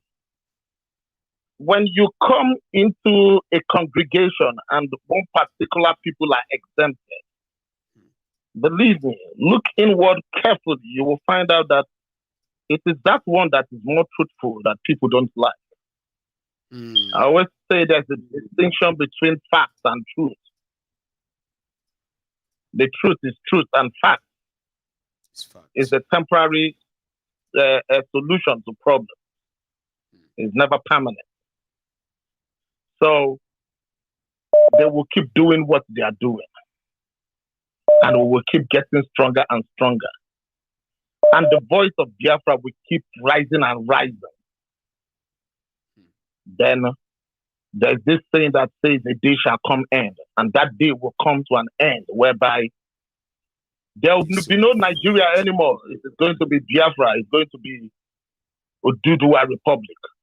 It is going to be different republic in the tiny entity called Nigeria. There's no doubt about it. All the things they are doing, I want everybody to understand that they are only trying to amplify. That's what they are doing. Make it louder. That people have to go their separate ways. Like So, every of their action is justifying why Nnamdi Kanu remain relevant. Because even when the Igbos are trying to and say, we are Nigerians, we want to do our this, Nigerians continue to remind them, listen, you are not wanted. So, of course, and they would then have to be like, and that's exactly what Nnamdi Kanu said, though, they don't want you. Now, look at the way you are treating us. You are confirming that. Where do you think they were all headed at the end of the day? They will go back to that real message and they will take it. Let me add something to that. Please. Most of the times that people would think that Nnamdi Kanu is all about Biafra. No. Nnamdi Kanu is about every other person that is feeling the heat that Nigeria is feeling right now. They only pick Nnamdi Kanu among the rest of us who are asking for the same thing. They pick him up, they pick him because they picked on him because he is actually the arrowhead, the center point, the ball point. This discussion itself. He ended it. Yeah. So that is the reason they are picking on him. Let me tell you something, Tell us. If I promise you, if you announce that, that the world has recognized Biafra, I give this less than 24 hours. 8 different countries will break out from Nigeria. Mark my word. They know what they are doing. So they feel that is the one that is more potent. Let us face him first. And maybe one will use him as example of the other people, but they are not realizing the fact that they are actually the manure. We are the seed. So when they come on top of us, we keep germinating. Their actions, rather than kill you, will make you germinate and live. So they don't understand that. So now let me come to the point of that we used to say. What we are having in Nigeria, most of the time people think it's religious, it's ethnicity. Yes, but they are interwoven. But what we have in Nigeria is class war. Class war. That is what we are facing in Nigeria. Because the Igbo man, the bad Igbo politician like that one that opens his mouth there that is crying, wow. That one, because he's not made the Senate president, is among them. Tinubu, that comes from this thing, and his gang, is among them. The Hausa, the Ethnic, the Bibio, the Kalabari, the Jaw Nation, which they allow somebody who cannot run and said he's a warlord. The Asari Dokumbo, they said he's a warlord. That person that cannot run. If war break up in Nigeria, the Asari will be first person. Hunger will kill him. That was the one. All those people, they are all in bed together. So what we are seeing in Nigeria is class. How do you break into that class? That is what everybody is jostling for. Waiting for so what we have here, waiting for their turn, is class war. Whether in his cabinet, I don't expect Yorubas not to be much in his cabinet. I have to be very frank and candid with you. Because it's the people he trusts most. It's not because those people have the interest of the Yorubas attack, but it is the people he trusts most to do his bidding. Yes. So anybody that is jubilating that, you have a lot of Yoruba there, you have less of people there, I don't care. I was one of the people that prayed. I said it on this program. Yes. That I don't want them to give an Igbo man the Senate president. Because instead of that Senate president improving us, that Senate president will kill us the more. Because of the people who they are putting there as the Senate president. Those people, they won't go and get this guy from Abia State. What's his name? I have forgotten his name. Abaribe. They are not going to get Abaribe to come there. Somebody like that who is fair enough. They will only get people who are like them, who will do their bidding. So I when was that one of one the now people that finally think about help them destroy things as usual. They will say, Shebi yeah, Igbo man is the Senate president. I get you. exactly. Even So when that all is the the thing Igbos are that still being persecuted like other Nigerians as well, right? That yeah. man, they will say, but So Igbo that man is is one. here too. So that is one of the things that I wish to tell people. It is not all about the Igbos, it's all about the class. Thank you very much, my brother. God bless you, sir. As always, I have another call on the line. You might Hello. also mute the program, go to another room, something, sir. Can you hear me now? Yes, sir. Loud and clear. How are you? Good afternoon. My name is Chim from Calgary. Chim from Calgary. Did you say Jim? Jim, yes. That's you. Chim, CHIM. Say that again. CHIM. Chill. I remember now. Chim, M. Chim, CHIM. Oh my God. Is that not the same thing we did the last time when you called? I had to like struggle to get what was it all about, was it? Well, but I think this is going to be like my third time of calling, and pretty much having problem with that. Chim, is that easy? Don't worry. Maybe it's the fever you're just. Maybe it's this fever you're coming back from. No, I think I'm actually remembering something like a chill, like your voice is like chill, and I'm feeling like okay, you're gonna be chill. Anyway, Chim, Baba, how you doing? Anyway, good. Am I good to see with you again? It's a pleasure. I've been listening. I wasn't planning to call. But I listened to a few people and I just felt compelled to say one or two things. At least, yeah. I sent you a video. I don't know whether you saw it. I don't know whether this your WhatsApp number received. If it's for receiving. I'll take a look. Yeah. Yeah. And there was So there was this. I don't know whether it's a conference or meeting where. Professor Chidi Odinkalo, the man who used to be the Nigerian Human Rights Commission chair or president. Chidi Odinkalo, I know him. I do. Yes, exactly. And he was just speaking about this recent revelation by Senator Bouchouak or how do you pronounce that man's name in the Senate? Yes, that was boasting. Mm-hmm. That was boasting about how he, was doing. Because what that man was doing was he was boasting. He was trying to boast. He was trying to say, "You fellow senators, you actually owe me doing me a party. You should actually be praising me for the one who has protected your seat. And in protecting your seat." I had to invade my wife's judicial privacy. That's what he was doing. People think that was what he was doing. No, unfortunately, the Nigerian elite, in their bid to boast, sometimes end up putting themselves into trouble. They don't do it. The only person they say, this whole, do you know who I am kind of thing. So when they are trying to do it, Nigerian elites are not humble people. It's on the average Nigerian elite, banker, politician, even our Ilarawa, as Nigerians are not very humble people per se. We like to show off. We like to make a statement. We like to drive the best cars. We need to make a statement of arrival. When we arrive, the people need to know. Everybody needs to know. Even in diaspora, I see it. There's nothing wrong in hard work. And then you enjoy your money. But I'm just saying there is just something innate in us. We always want to prove a point. We just want to show. So Bouchouak it is that mad. So like you said just now, right?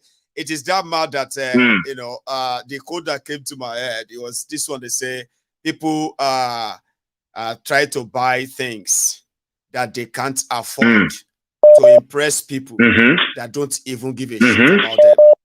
You know what I mean? Exactly. Like, put money together. To buy things you don't need, expensive stuff that you can't afford, or some show off, like you said, right?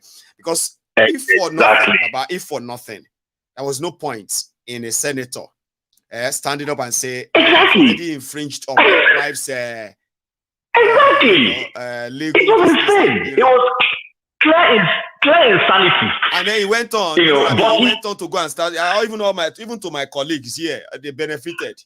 Yeah. Majority of them who are here exactly. He was trying to. My wife. He was trying to boast. Your wife, you know, he was trying to boast. Like, Baba, your wife now former Court of Appeal justice, so, and you are saying he helped people here.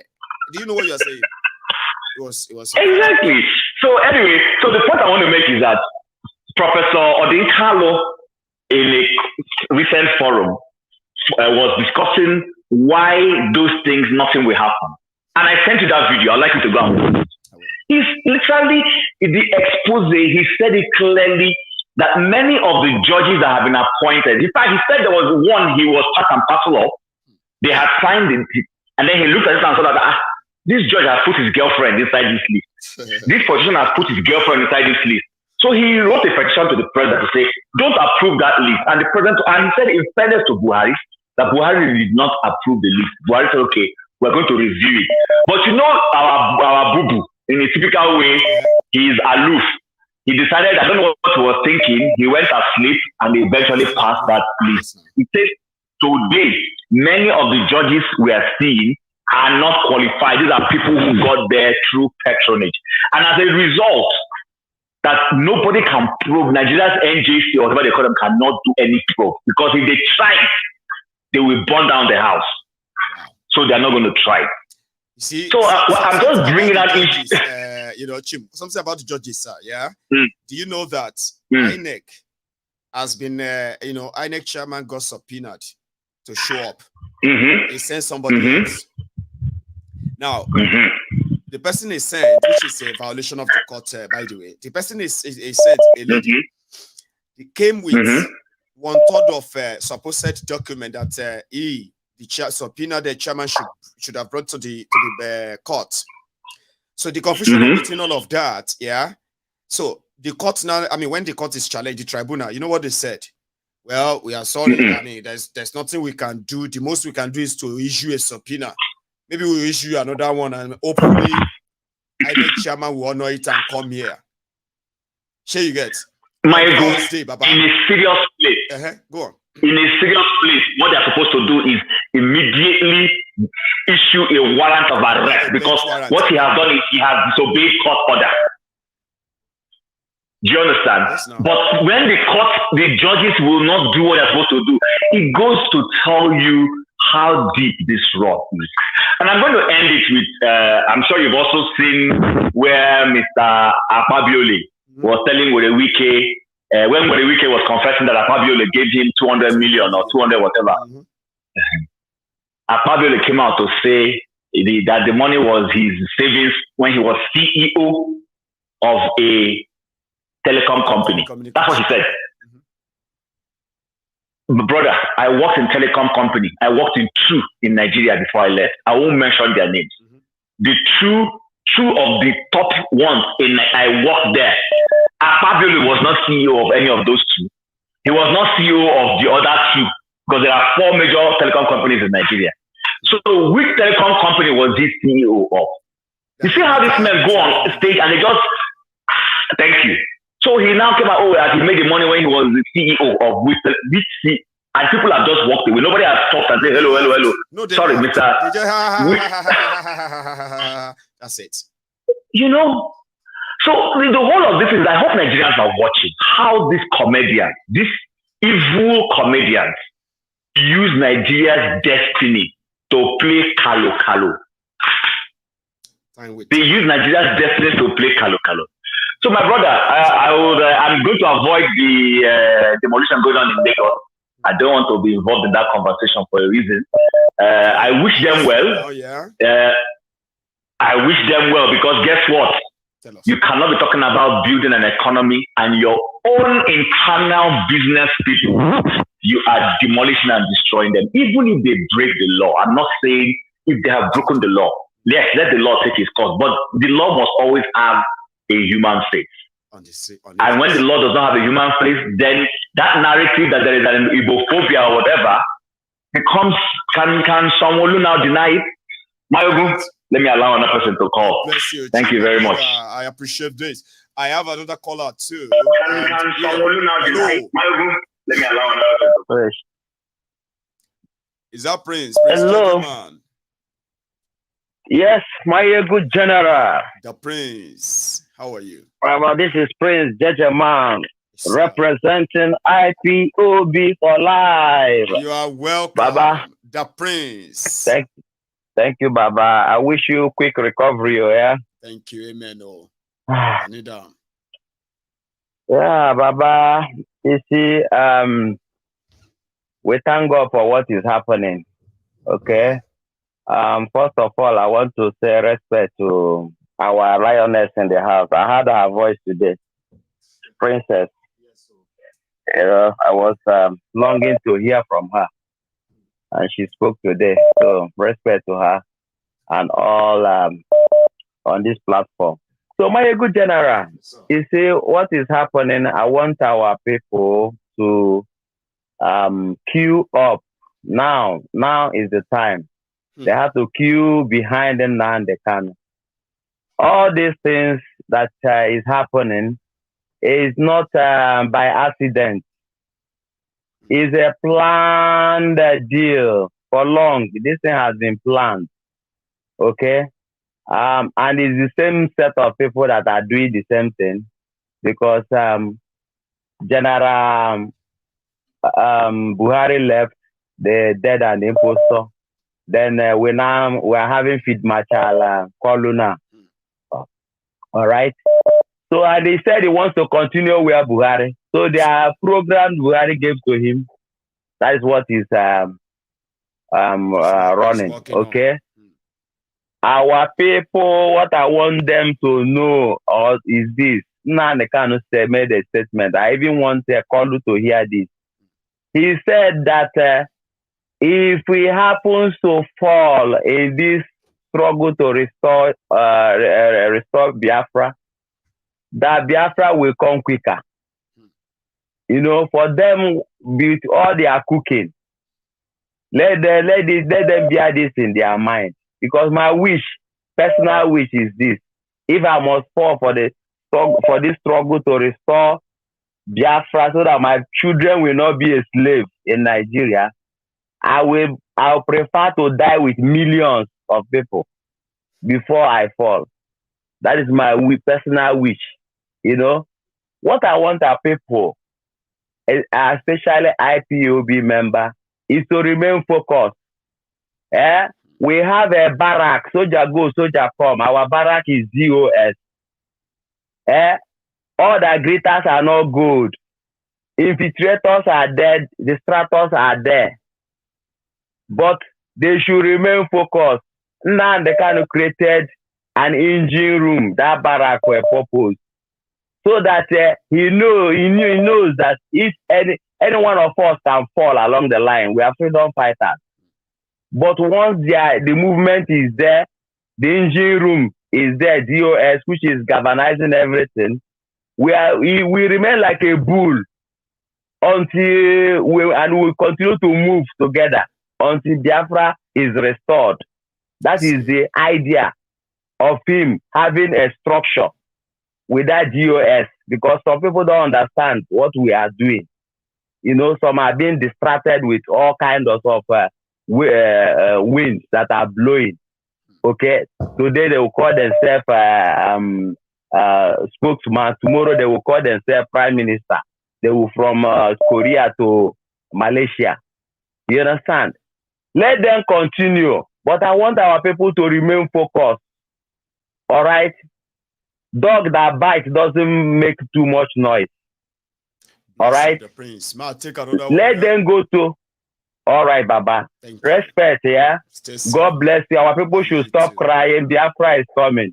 All hail Biafra, do one nation now. Respect, Baba. Bless you too. Prince JJ Man. So we are like juggling the time tonight. So yeah, I have another caller. Hello there. Hello, Maegun. It's nice to hear your voice again. And I thank God you're doing very well now. And I wish you speedy recovery. This is Julian from Colorado. How you doing, man? All right. Fine. Sometimes when you look at the whole thing, and you feel you've seen all the evil in Nigeria, you haven't even seen anything. When you show the video of this, is it Asari? Yes. I was shocked. Short people are not supposed to be living. He's making boast of his father selling people. That's what actually touched me. No, his father sold Igbos. Are you supposed to be saying that? You said the right word, that there's a certain age you will get to. At least you would say, oh, you're not supposed to be saying this. At least even people are not supposed to put fingers. The maturity is there to just look back and say, you know what, I'll just leave this. Yes. Like in America here, the blacks, some of them, a lot of them have confronted me saying that we Africans don't really like them. And if they see such videos, it just concludes the whole thing. I try to convince them that no, how would you say that? How? We are one, we are blacks. Africans love you. Why are we here? You know, like if you go to most African American neighborhood, you find Africans there, living among them. They say, no, Africans really don't like them. So if they see such videos of this idiot that calls himself Asari Dokubo or whatever, displaying AFR online, it just concludes the whole thing that, there's a way African, because how can you be boasting of your father selling humans as slaves and you're boasting? Man, it's that when I saw it, I was weak. I just bowed my head. When will this evil stop in Nigeria? The best thing is just for us to they should just divide the country. Let everybody go their own way. Because I've never seen where a man will be boastful that your ancestor sold human beings as slaves, things that the world condemned. And now in the 21st century, somebody is opening his mouth to be boastful about that thing. Rights. Yeah, bragging rights. Yes, we did this. I was weak. The thing, look, my God, the thing weakened me. It weakened me. I never liked the man from time. But now that, from what I just saw this afternoon, I was just weak. I didn't even know what to say. How do you expect the Igbos to feel? I mean, how do you expect them to feel that your father sold them as slaves? The thing is, no. In fact, do you know one thing, right? I actually would like to state it, okay? For the record, Asari's ancestors, they don't even get strength to capture Igbos as slaves. Historically, Arochukwu are the people who are behind the slave trade. They hired those they called slave warriors from other tribes to help them capture people. The people who are actually dealing in the Igbo history, they were the Arochukwu. And because they are not the only person who did it, right? They hired from other tribes to help them capture slaves. So maybe they hired the ancestors of Asari Dokubo. But Asari Dokubo, the ancestors don't get strength to capture any Igbo. Sure, you get. Just for people listening and watching, Asari family, they don't get that strength historically. Record. So thank you very much. I don't even if his family were not part of it, it's not something you should come out and rope your family in and be proud about the whole thing. It's bad. Yeah, and also this thing of destroying livelihoods in Alaba. I don't know. I don't know where this whole thing will just. The hatred for the Igbos. Got to stop, you may man. not know where this is going to end. I can tell you, right? It's going to end bad. How bad? Oh man. No, but it's going to end bad. It's not going to end well. Oh man. I don't know. I don't believe in. I don't even know what to say. If I believe in prayers any longer, if please God listens to people. You know what I mean? Just make sure that you are not filling your mind with fantasy that prayer will fix it. Remember that, okay? We should not believe in prayer. Man. We should keep it to. I don't know. They came to your house. I mean, somebody coming to your house to help you, and they could harm you. Yeah. Baba, in that state of mind, you feel grab pillow as a weapon. You know that? Yeah. You can grab That's anything. true, yeah. You see, if you grab ordinary If you grab ordinary paper roll, it will look like a weapon to you. You will be ready to use it to do whatever damage you can do before they get to you. You know what I mean? If a prayer is your strength, don't leave it, but just don't make it only. Baba, thank you. Okay, thank you. Thank you so much. You should have a good one. I'll take another one. Hello there. Hello, Mayogu. Yes, sir. Hello. Fine, good evening. I've been trying to reach you, you know. Finally. And I've been listening. Thank you so much. I've been listening so far what people are saying. Like Osita said, nobody should pity the Igbos. They should leave them. That's right. They are just this issue of Nigeria and the Igbos. They are just preparing their mind. They are just preparing them more harder than 1967. Because what is going to bring, I saw one senator, one Yoruba senator, former senator, he said it. I live with these people. I know how they were brought up. I know how they fight.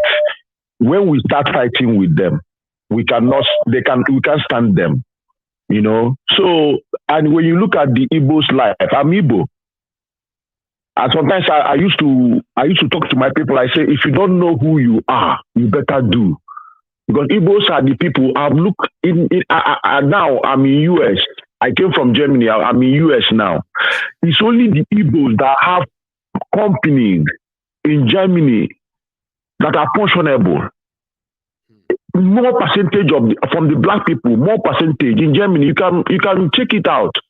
They have a lot of companies, a lot of shipping lines doing their business everywhere.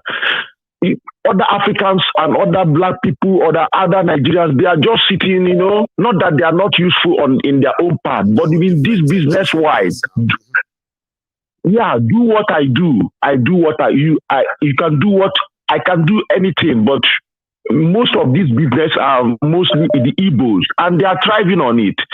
So this issue of destroying Alaba market, if you watch the picture very well, forget about the shouting. Forget about the shouting. Just concentrate on the video. You will see they are laughing. The same thing they did. Their faces are not showing that something wrong is happening to them. Or anything like you cannot find it. You cannot find it on their faces. If you remember the day they burnt one market down, where this young man that was going for governorship in Lagos went to go and visit them.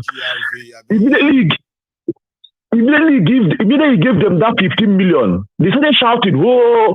And that 15 million he gave them is not more. It's not more than what they lost there. To show you that these people are going to stand again. And lastly, sorry, just give me like 3 minutes more, please, brother. This issue of destroying their business, I think it's a little bit too late for Nigerians, because when you put the former Control General of Custom, if you go to put a panel, he made case against the Igbos for Arewa.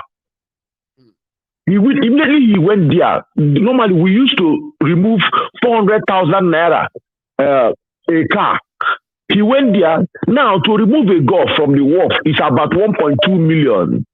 Just golf you can buy 300 euros in Germany. At the end of the day, the end users are Igbo, Yoruba, Hausa, TV. Then they will still put the money on top. They will still put the money, they use it. So who are suffering it? Not the big men. Instead, the poor people that you're driving, you're going to hustle on the street with them. They can't fall. When you go to spare parts, the same thing. When you go to end users of food, because Igbos, there's one thing we do. They will bring, a Chinaman will bring container. Igbo people, 5 people will take over the container. Europe, we will sell it to Yoruba. We will sell it to Hausa. We will sell it to Fulani. You must buy from us. So it's a little bit too late for all Nigerians. What they do, they cannot press the Igbos down. They should know it. And more you press them down, more you destroy Nigeria, more you destroy the food, more you destroy the economy, more you make things so harder for people. And Igbos are thriving and they are laughing. They will still do their business. It's easy for them to whatever anything they lost during this whole thing, right? They get it back. They will get it back from the people who are going to pay them. Now people go pay them back. Wow. Now people go still pay. Okay, look at all these houses that say Igbos are building in Lagos. Igbos are building in Lagos. We are going to take it. That house is not up to what they have in their hometown. They can leave that house. We only build houses just to get rid of landlord disturbance. You know, so we only build houses in another man's land just to get rid of the landlord, not to disturb us, so that our business, we can do our things in peace. Understand me? I want to tell one man, they call him Magnus or Rata. Every time he will be telling, I don't have problem with Igbos. I don't have problem with Igbos. But Igbos, I hate, not that I like them. They get their own for body. Can you imagine? When he live in North, when they started killing Igbos, they don't know who is Igbo. They cannot differentiate Igbo. They cannot differentiate Yoruba. They cannot differentiate Yoruba. They cannot differentiate Delta. They cannot differentiate Niger Delta. They call us all Igbo. Once you are going down, in 2000, when they had one riot, Hausa and Yoruba, I was doing my IT in Lagos that time. Hausa people never know who is Yoruba and Igbo. The day Hausa people came from Ojo Alaba, the day everybody started running. But when Yorubas are doing OPC, they are doing their own. Nobody run away. OPC will come to they will stop a bus and say, we are looking for Aboki. They will drag Malam. We will drag Malam down because you can differentiate Malam from others. But the day Malam came for retaliation, everybody stopped to work. Everybody collects. Everybody stop work. We don't know who they don't know. So they should know how to do this thing, and they are building the mindset for war. It's not obvious. And another thing, people are saying that Mazi Nnamdi Kanu came to divide Nigeria. Might go back to one of his protests in London. He was talking good about Nigeria. And people should understand that Mazi Nnamdi Kanu never wanted Nigeria to break. Not in this he was preaching that he wants everybody to live like human beings. Nigerians are not living like human beings because the politicians, the elites are the ones making use of our heads. Thank you so much, Mayogu. God bless you, my Good brother. night. I so much appreciate the fact that you called in today, and a lot of people will probably feel the same. You are a gem. Stay safe, Baba.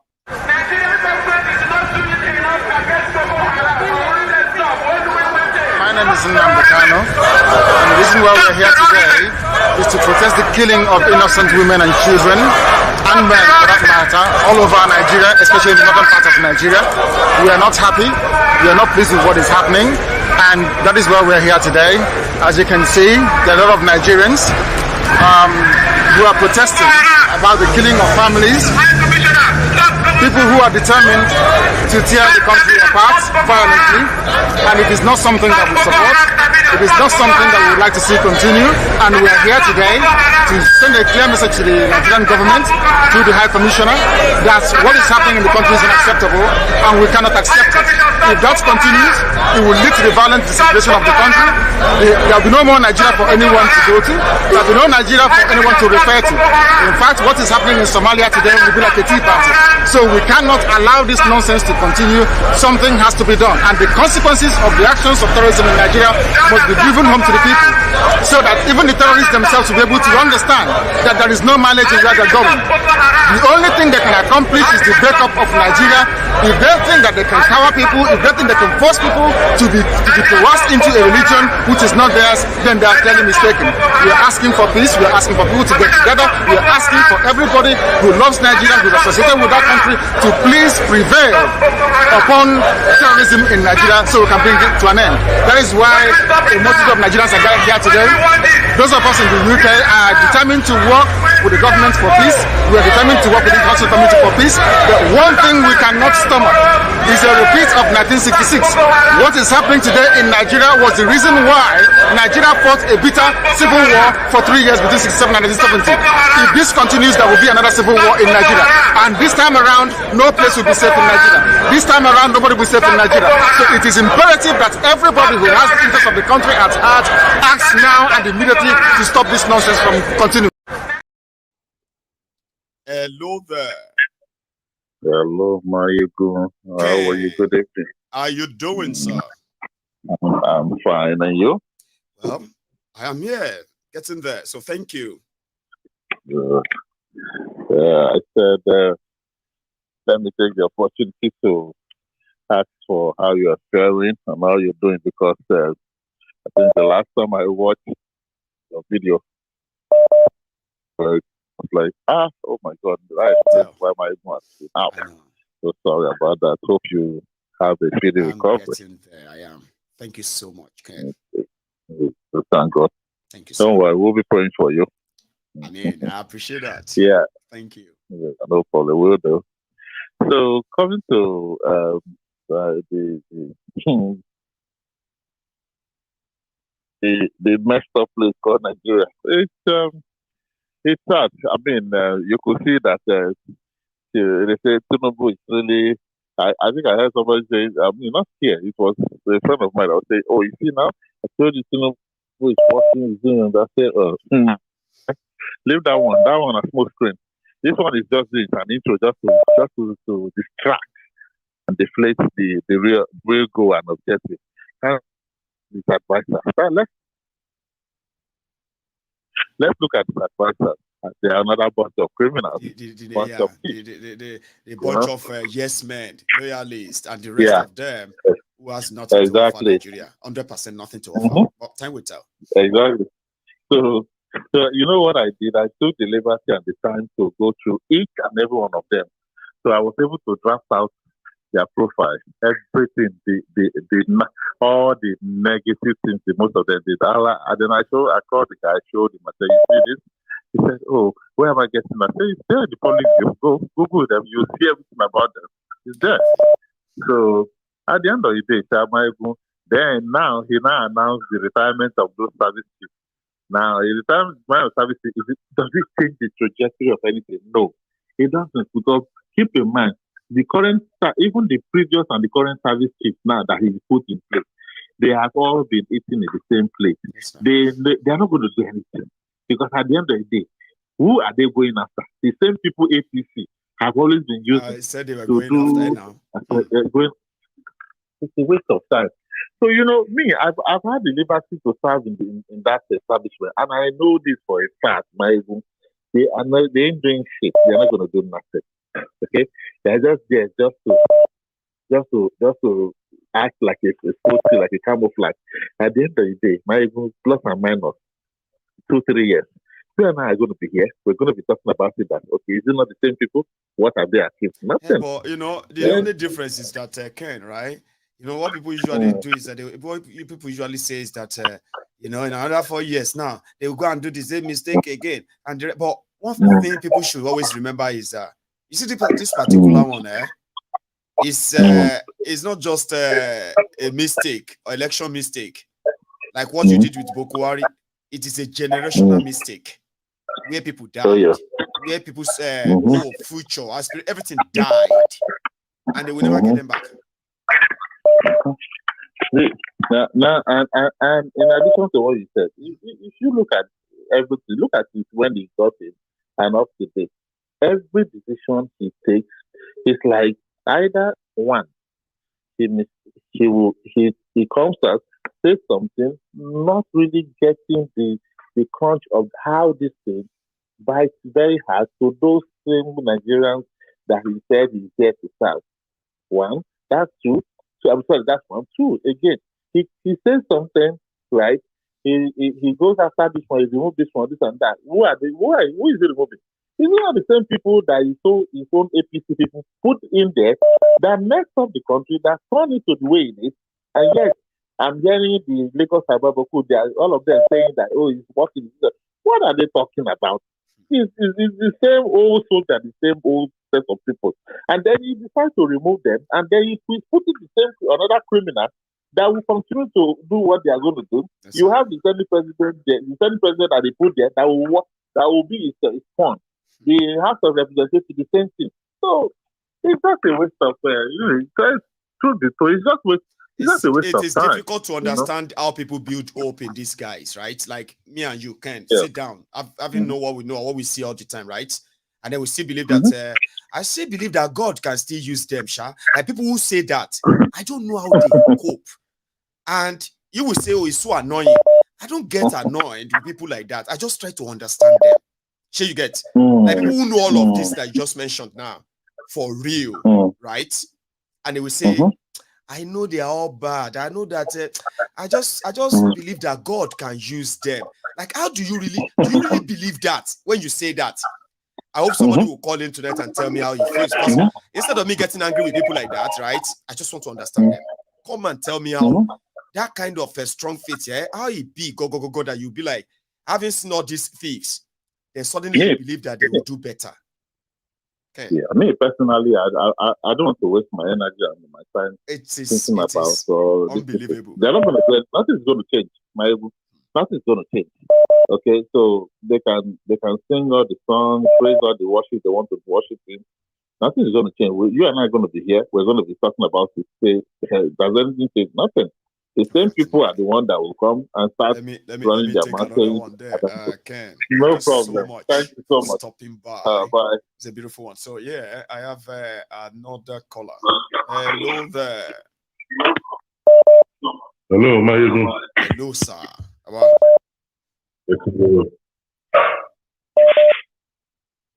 a pleasure for me to buy in so near yeah. First of all, I thank God for your health. I saw you the way you are looking the right time, and I was praying. Believe in prayer. Whichever way, but in my spirit, I'm praying for you, and I know that. I keep checking Tinubu not to visit you. You know why, sir? You know why we shouldn't worry if that thing they work. We know the majority of those who claim to love them, fake love. Now, what they want chop that they look for. When you see those who claim to love Mayegun, it is from here. It is real. Do you understand? So of course, their own wishes on me can work because the people they claim to they love these criminals they claim to love, sir. They don't really love them. They are just waiting for the time maybe they will get something from them too. No, so yeah. And I'm back. If the thing they work, then that means after you and me, or before you and me. Or before me. And a lot of people will intercede for me before you get to me. They go down clear them. Because I've got a lot of enemies because of the because of the degree I got from Mayegun. Anyway, Mayegun, to cut a long story short, back to business. You see what this man said today, this Asari Dick. It shows the kind of terrorists in different dimensions we have in Nigeria. Yes, no. You see, you can see them rearing their head. It's just like when you place a sugar at a spot, then you will see different kinds of ants. They start coming around, and even flies. That is to show that this is exactly the kind of person they are. Maybe my analysis might not be right, but when you see a corrupt or evil person in a place, you always see likes, God bless others, and they start showing their face. You can see him displaying guns on a social media, telling people how he has been killing people, that he will kill them, that they haven't died yet. You can understand that means the man's hand is full of blood. So that kind of people, these are the people that is why they said, I am sorry. These are the reason why they say black people, they are majority of them, they are bad. Because if you can just sit down and you think of destruction of your fellow human being, and you say you are an allergy, and you believe in God, but you believe in destroying other people, and even the Christians who are following all these evil people, they call them, and they forgot the commandments of the Bible, that they say that shall not kill, that shall not take whatever that belongs to your neighbor, that shall not convert your neighbor's property to yourself. That shall not do this, thou shalt not do that. And now they are doing the same thing. They will go to Mecca, they will go to Israel, and you see them coming out and doing all this kind of thing. And you are saying, in this present generation, you are saying you are selling some people to slavery. Yeah, modern slavery. Where is it happening? Baba, you are so right. Yeah. People they claim that they are allergic, they are larger, they are this and that, they are a deacon, deaconess, a bishop, reverend. See, let's even talk about the allergy. Look at those who were saying Muslim ticket is for the sake of Islam. But the man that is the man that is running the Muslim ticket is a narcotic trafficker, convicted drug dealer. Yeah. There are some of them even know that, right? Knowing and reading what they know, is that not enough for them to actually say, no, don't associate Islam with this? So, you get, they are those who defended them more because of Islam. We forgot whom we are. We forgot our root. We always associate ourselves or allow things of other people to attract us. Yes. We are not proud of who we are. Naturally, Nigeria has been divided into three: River Niger and River Benue. That is the natural, to our side. Yeah.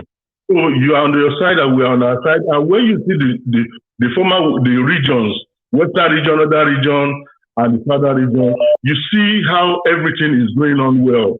You saw the pyramid of this thing in the north, pyramid of maybe north of granite. You saw cocoa in the east and the west. You saw palm oil, and everything was going on. Now these people now came out, and now they are using religion, they are using pride, they are using ethnicity, and our people just sit down and people who have seen this thing before, how things are going well. Now you are now Igbo. I'm now a Yoruba. Now because of fear and complexion, and I love Igbo food very well, my brother. Igbo food is my favorite food. But I'm Ndoma. They will say, now one of them be that. Why? He's eating his seaweed. Oh yeah. Olam. Yeah, and then my complexion too. Even when you see me, the first time I went to Anambra. Oh dear. So how do you know? At Ozobulu, I went with my boss then. Right. They say I'm Emeka. I said I'm a Yoruba man. They say you don't lost for Lagos. You don't know your destiny again. So that means if I'm in Lagos, they will have killed me before they know my name is Akin. Know that you are not. So these are the things. This tribal settlement. I am saying, I am not part of the Yoruba that say I love Igbo more than even my own. My best friend, they are both in Nigeria and here. Even when I have some financial problems, Igbo are my friends. Bless you. I can deal with them, very well, more than my own Yoruba people. I trust them more than my own Yoruba people. So all these sentiments about this kind of a thing that is happening now, people are embracing it. Mm-hmm. And they are embracing it. And you are seeing people that are killing your own fellow human being, and you are laughing, and you go to church, and you sleep very well at night. My God, may God have mercy on you. May God have mercy on you. Because kind of evil that is looming. This rain, this evil rain that is falling, like what Asari said, now water. Ingo receive our first, then others will follow suit. Thank you so much, Ma. Take this other call. I don't know if I lost that. Hello there. Yeah, Mayegu. Yes, sir. Today is my first time I have been the silent admirer. God bless you. And thank you for actually not giving up. And here you are, live. I actually sent you a WhatsApp message. Right. Now, my name is Patrick. I did Canada. Did you say Patrick? And I am one of such, yeah. Bless you, and I am one of such people where they are japa like you. Bless you, man. And it shocks me. I got to Canada here and figured out that even in Canada, people come up Niger, still they on payroll for Niger, for the day Canada, and then they say make Tinubu they go. Wow. At first, I was like, is this how the Yorubas feel about us?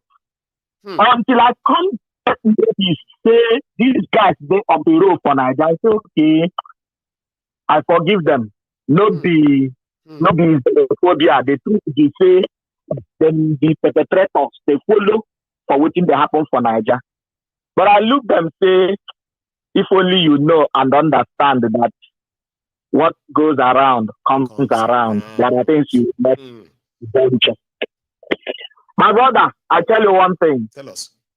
Now when they suppress the evil man, now when in God they should say in pay with them. Somebody say the more you think you oppress them, the more you motivate them to in fact come out stronger. Let me tell you one or two things that will shock you, Mayegun. Canada. Now for Canada, I day. Now white man they define for me who the Igbo man be. You have to talk. Now for Canada, I day. Sit me down. They young me say, na conspiracy their people they do. Say they no one make the Igbo man stand because he get research what they do for US. Right. Figure out something biologically will shock them about this race. Now the word when they use race for Igbos. You say if it allow these people concentrate to, or the world go get yawa. Research about DNA strands. You hear me clearly. I did deal with you, so say the guy hear me say they figure out that the more DNA strands where you get, the higher IQ where you get. Say their people shock. Say the gap maybe 1, 2, 3. Say the Igbo man's DNA strands, they like 5, 6 ahead of the next coming on board, which they consider as the Jews. But it's not by chance. You know that the first book in the Bible is a clause in Igbo language. Do you know? Well, you know, I don't, but I mean, I'm so interested in this. Continue. Genesis in Igbo language is Genesis. Right. Genesis means Genesis. Genesis means does that mean beginning too in Igbo? Genesis. Does that mean go to the beginning? If we want to say go to the beginning, we say Genesis. Wow. In the Hebrew language, I be Igbo man, but if I hear Hebrew speaking, they hear sparingly waiting in the talk, and I do not think na by chance. Right. In Igbo language, our first daughter is called Ada. It is the same thing in Igbo language. The first daughter. That name Israel is a clause in Igbo language. Israel, you answered God. Right. Jerusalem in Igbo. Jerusalem saying she shouldn't touch me. And I do not think those things are by chance. Well, they couldn't be. You know, the argument of others is that they don't want the Igbo's ancestry, right, to be completely like aligned with like Christianity and all that. Sure, you get or Judaism and all that. That there are other part of them or part of Igbo that is more traditional. Not that way, and apart from that, it's quite a unique one, a very, very unique discovery because I've read it somewhere too. I have.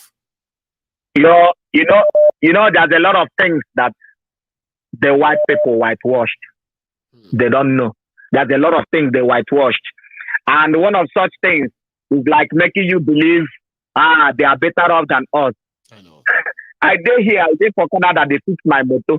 When I go point a problem, they go say they know they fix them. They know possible. I go laugh. They will wonder why I'm laughing. I said, if it is not so, a young boy will just. But that's true. By this time, tomorrow, send them couple the engine. They go, they look me, they wonder. I carry phone for Nigeria and for Canada. My phone no they receive service. I carry a worker everywhere. They don't unlock the phone. I say, bring the phone where you lock for Canada, make a carry and go Nigeria. That same day, if I no use them call you, no so maybe Nigeria where I go. Who teach them how to unlock phone? Even people who build the phone, know they fit repair the phone. But my people, they fix the phone. You think it comes by chance? It is not Those by things chance. don't just come by chance. No, nothing is said by happenstance. No. You see our artwork. You share my Scotland where you do. For your museum there, you see our artwork full everywhere. Everywhere now. You think saying artwork? You think saying artwork they can come for our side? Plus, my papa them they back for River Niger. They tell me say Mongo Park discovered River Niger. Imagine. Is that madness? Place where people say, you know, our forebearers they talk about. They say they don't they go there, go bath, go fetch water, go do things. So you know before Mongo Park, Papa Bona. See, ma take another one. Thank you so much. It is just something. It is just something in Nigeria where we say we lose war. The story where we they hear. Even some of the things where they talk, we go they hear. We don't go talk because we lose war. I know. I studied at the University of Nigeria. I read one place one day. I come to wonder why this department is the lecture. Everybody turned, they look me while I'm asking the question. They ask, why is this department not there open? The lecturer took me aside and said, that question where you they ask, fit cost make they arrest me. I said, why they go arrest me? He said, if anybody open that door today, before tonight, say 82 give, go show. I say, why? What didn't tell me? Say that place where all the armories where Biafra carry they operate during the war, and they produce them. Wow. So they sabi what we do now. See, it's not by chance.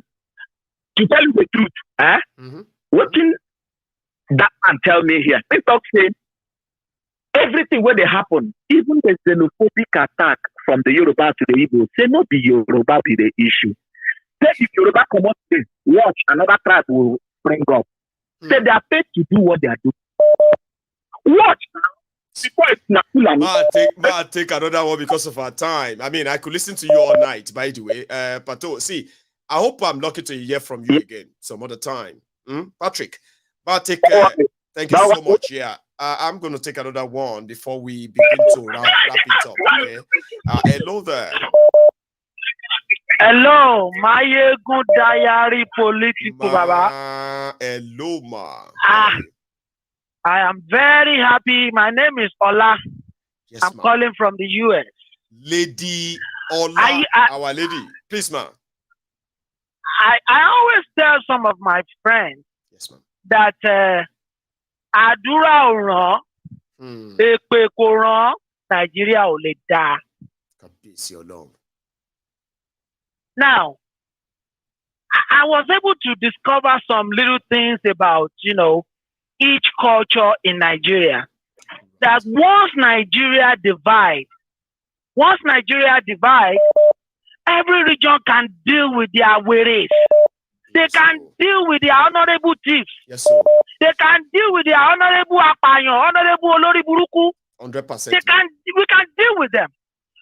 Take for instance, one of the things that every tribe has to stop nonsense of an idiot, like in Yoruba land, when you look at an elderly idiot,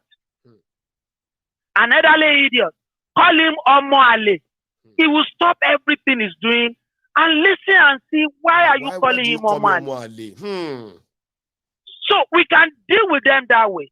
When it comes to the Igbo people, one of the things they do is for a little boy to see an idiot red cap chief and call him, oh yeah, hey, the chief will look at him like, wow, why do you call me that name? So we can deal with each other that way. In our own different. And there's in our own different. The Hausa people has their own. And I want to say something again. I want to plead with our Igbo people that they should please. Anytime the memorandum come up, they should not beg anybody to come with them. Because if they should do, that's the beginning of another civil war. Because, like Take for instance, in the old region, yes, ma'am. You know, the eastern region has the all other tribes like all these Asari, Tokubo, the Jaws, Europe, you know, the Jaws, Europe, you know, and all that. Now, yes, you know, now everybody eyes don't open. The Jaws will never go with them. The Yoruba will never go with the Igbos. And even though if Igbo states cannot go together, let them stay on their own. Yes. You know, I was talking to a guy in America here. The guy was from Georgia. Right. Georgia in Europe. Right. Do you know the whole of that country, they are not up to 500 million? No. Sorry, they are not up to 500,000. 5 million, okay. They are not you know something, I know that of Malta. I know Malta's population is less than 500,000, except they are more now. But Georgia is also very small. There's no state in the Igbo land that is not over 2 million. No state, you are right. There's no state in Igbo. That means each state in Igbo land can just be a country by themselves. And I really, you know, love the way the Igbos are. Once Nigeria break up, the Igbos will be the China of Africa, the Dubai of Africa. Because, Baba, ẹni tó bá lè jíyàn wò, tó bá lè ṣe nǹkan tó jíwò, ọ̀gá ni o. Kò easy o. If Igbos can imitate something, and that thing looks like the ones made from somewhere, like the original, and you can hardly, yes, it looks like the original, only because it is made in Nigeria, so we see it to be inferior. No, now that it's is because just of the problem. not too much money for quality production, which is what they should have been if they have their own country and they invest. Let me tell you something, man. Oh my goodness. See, apart from when they talk about Igbos having business and all of that, some people have no idea that there is actually something about them that Harvard universities and some top citadel all over the world actually studied this mechanism, right? Igbos knows how to create wealth. Igbos knows how to spread wealth. Igbos knows how to spread skills. You know what I mean? Talent. Yes. They can pass it on in a way that it doesn't matter whether you are from their family or not. It doesn't matter. Once you are interested, if they want to put you in the trade line, and it doesn't matter if you are a graduate or not, they do it very perfectly. You know another thing I discovered, right? They have a system whereby one person, the whole community, they may just say, Our Lady, Ola, we are giving you 2 million naira. Now this community gathered the money for you. You know that this 2 million naira, we expect you to turn it around. For the sake of this community. Remember, we are very poor that put all this together, Abi. Now, when he gets to, he will now take the money. They will say, now, what do you call it? He will now start looking for others. If that money is not enough to run the business he wanted, right? He will now start looking for others to match the money. Now, when he becomes somebody who has his own small business like this, he is already in the process of bringing others to attach as apprentice to learn the rope, the trade, the commerce, the transfer, everything about it. And the day you said you are no longer an apprentice, they have that system that is a must. Nobody has ever failed. It's a must. They must set you up for your own business. You can start the same business your guy is doing. And they keep rolling the money like that. Yes, ma. The same business your guy is doing, you can start it. Your guy will open the same shop for you here. Give you money here. Show you his supplier. And they'll tell them to start giving you that same supply until that thing spread. And it became a generational wealth for them. Definitely. Yes, they are so good.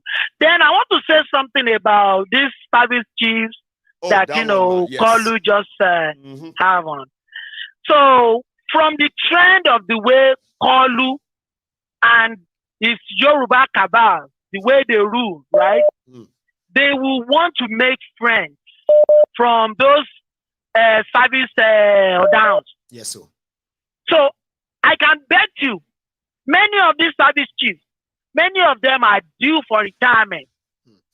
And they just put them there in the next 3 months, 5 months, they will retire them and put some more set of people. That is how I believe that's how they're gonna do it. Then I want to welcome the Agbadomites with their new slogan. The Agbadomites. The Agbadorians. Their new slogan. Yes, ma'am. Anytime they hear APC, they should say change.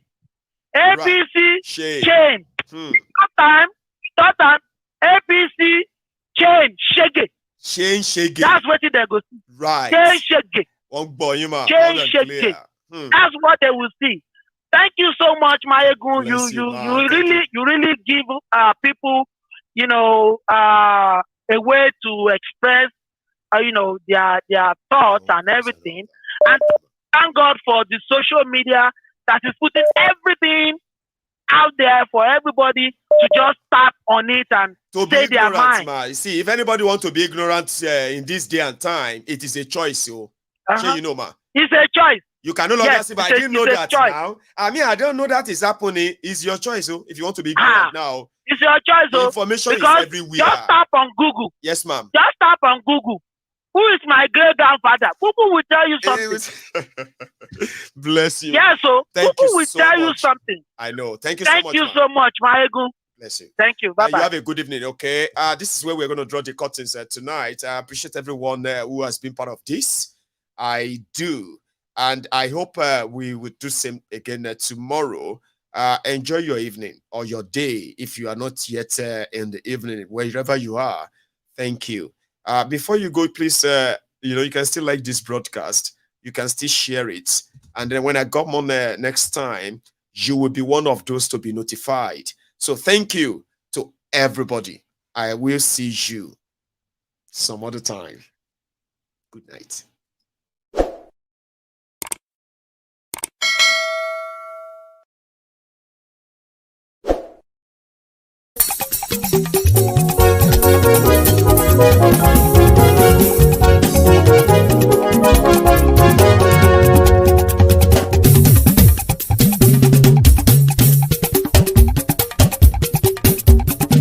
Mayegun làwa mọ̀ làmọ̀ tó dòdòdò. Mayegun dayari Mayebi number one. Mayegun làwa mọ̀ làmọ̀ tó dòdòdò. Mayegun dayari Mayebi number one. Mayegun ti dé o ọ̀rẹ́ ara ìlú. Mayegun dayari Mayebi number one. Lórí Facebook lórí YouTube. Mayegun dayari Mayebi number one. Gbogbo bó ṣe ń lọ ni Mayegun já wa sí. Mayegun dayari Mayebi number one. Àṣírí ọ̀jẹ̀lú kì í bò níbẹ̀ o. Mayegun dayari Mayebi number one. Bó bá ṣe eré àní Mayegun máa wí. Mayegun dayari Mayebi number one. Ó sì tún ṣe eré wàá gbọ́ níbẹ̀ o. Mayegun dayari Mayebi number one. Mayegun dayari political. Mayegun dayari Mayebi number one. Godfatherism kò sí lọ́rọ̀ Mayegun. Mayegun dayari Mayebi number one. Ẹ farabalẹ̀ sẹ́ o kẹgbọ́rọ̀ lẹ́nu o. Mayegun dayari Mayebi number one. Àní Mayegun làwa mọ̀ tó dòdòdò. Mayegun dayari Mayebi number one.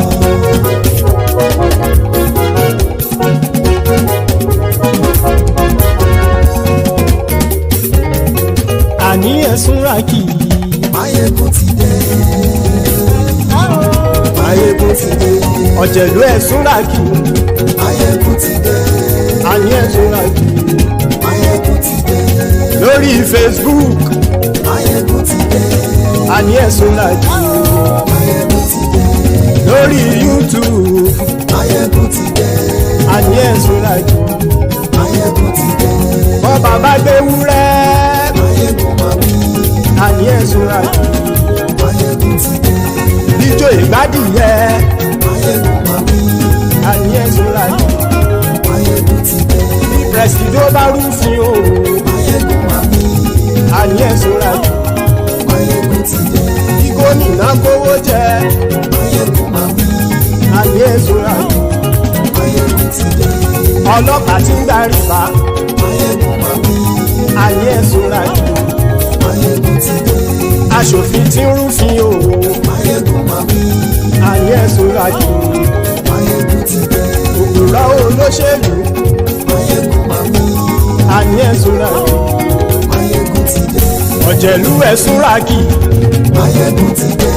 ayé ẹ̀sùn rájì.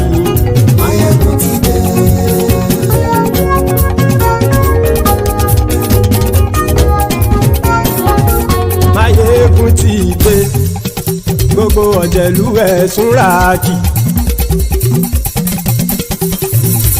Máyégún ti dé gbogbo ọ̀jẹ̀lú ẹ̀sùn rájì. Ṣùgbọ́n ní bá ti ṣe èyí tó yẹ kí wọ́n ṣe ọmọ bá dèrò ní fi wọ́n níran o. Máyégún ti dé gbogbo ọ̀jẹ̀lú ẹ̀sùn rájì. Máyégún ti dé gbogbo ọ̀jẹ̀lú ẹ̀sùn rájì. Ṣùgbọ́n ní bá ti ṣe èyí tó yẹ kí wọ́n ṣe ọmọ bá dèrò ní fi wọ́n níran. Wọ́n fowó bẹ́ẹ̀ o Máyégún ó sọ pé wọ́n ò fẹ́ bẹ́ẹ̀. Wọ́n fowó bẹ́ẹ̀ Máyégún ó sọ pé wọ́n ò fẹ́ bẹ́ẹ̀. Oníkan ṣáàtì ṣe èyí tó yẹ kí wọ́n ṣe fáwọn ará ìlú tó gbé wọn débẹ̀ o àyè. Máyégún ti dé gbogbo ọ̀jẹ̀lú ẹ̀sùn rájì. Máyégún ti dé gbogbo ọ̀jẹ̀lú ẹ̀sùn rájì. Ṣùgbọ́n ní bá ti ṣe yìí tó yẹ kí wọ́n ṣe ọmọ bá dẹ́rọ̀ ò ní fi wọ́n níran. Kì máa yí ṣe eré ọ̀rọ̀ yìí kì í ṣe ẹ̀fẹ̀. Kì máa yí ṣe eré ọ̀rọ̀ yìí kì í ṣe ẹ̀fẹ̀. Ẹni bá ti lè lẹ́bọ̀ lẹ́rù o ọmọ bá dèrò kàṣà ìtú wọn síta. Máyégún ti dé gbogbo ọ̀jẹ̀lú ẹ̀sùn rájì. Máyégún ti dé gbogbo ọ̀jẹ̀lú ẹ̀sùn rájì. Ṣùgbọ́n ní bá ti ṣe yìí tó yẹ kí wọ́n ṣe ọmọ bá dẹ́rọ̀ ò ní fi wọ́n níran. Tẹnitẹni ọmọ Máyégún ọ̀rẹ́ ara ìlú mọ̀mọ́ ni mo fọlọ́hún ṣọ́ ẹ̀ bá kìlẹ́bù. Lóòótọ́ olódodo ìlú ọ̀tá ìlú mọ̀mọ́ ni ìwọ ṣá máa ń ṣọ́ra kò sì mọ́ bẹ̀rù. Bọ́tà ń lè rí bóníṣègùn lé káwọn mọ̀mọ́ fi ṣera wọn ni ó ti dẹrùn tí wọn ò gbọ́dọ̀ sì mọ́ bẹ̀. Èèpo ọ̀gọ̀ lọmọ bá dérò tàjẹ́ ò gbọ́dọ̀ jẹ́ ó ti jọba lórí àbínú ẹni kò sì mọ́ bùyà. Àìsíwọ̀lú ní ẹnìkẹ́ ìgbódì ẹyin lábàrá o ó kó ẹni tó bá dán o ákàmù. Máyégún ti dé gbogbo ọ̀jẹ̀lú ẹ̀sùn rájì. Máyégún ti dé gbogbo ọ̀jẹ̀lú ẹ̀sùn rájì o. Ẹni bá ti ṣe yìí tó yẹ kí wọ́n ṣe ọmọ bá dèrò òní fi wọ́n níran o. Máyégún ti dé gbogbo ọ̀jẹ̀lú ẹ̀sùn rájì. Máyégún ti dé gbogbo ọ̀jẹ̀lú ẹ̀sùn rájì. Ṣùgbọ́n ní bá ti ṣe yìí tó yẹ kí wọ́n ṣe ọmọ bá dẹ́rọ̀ ò ní fi wọ́n níran.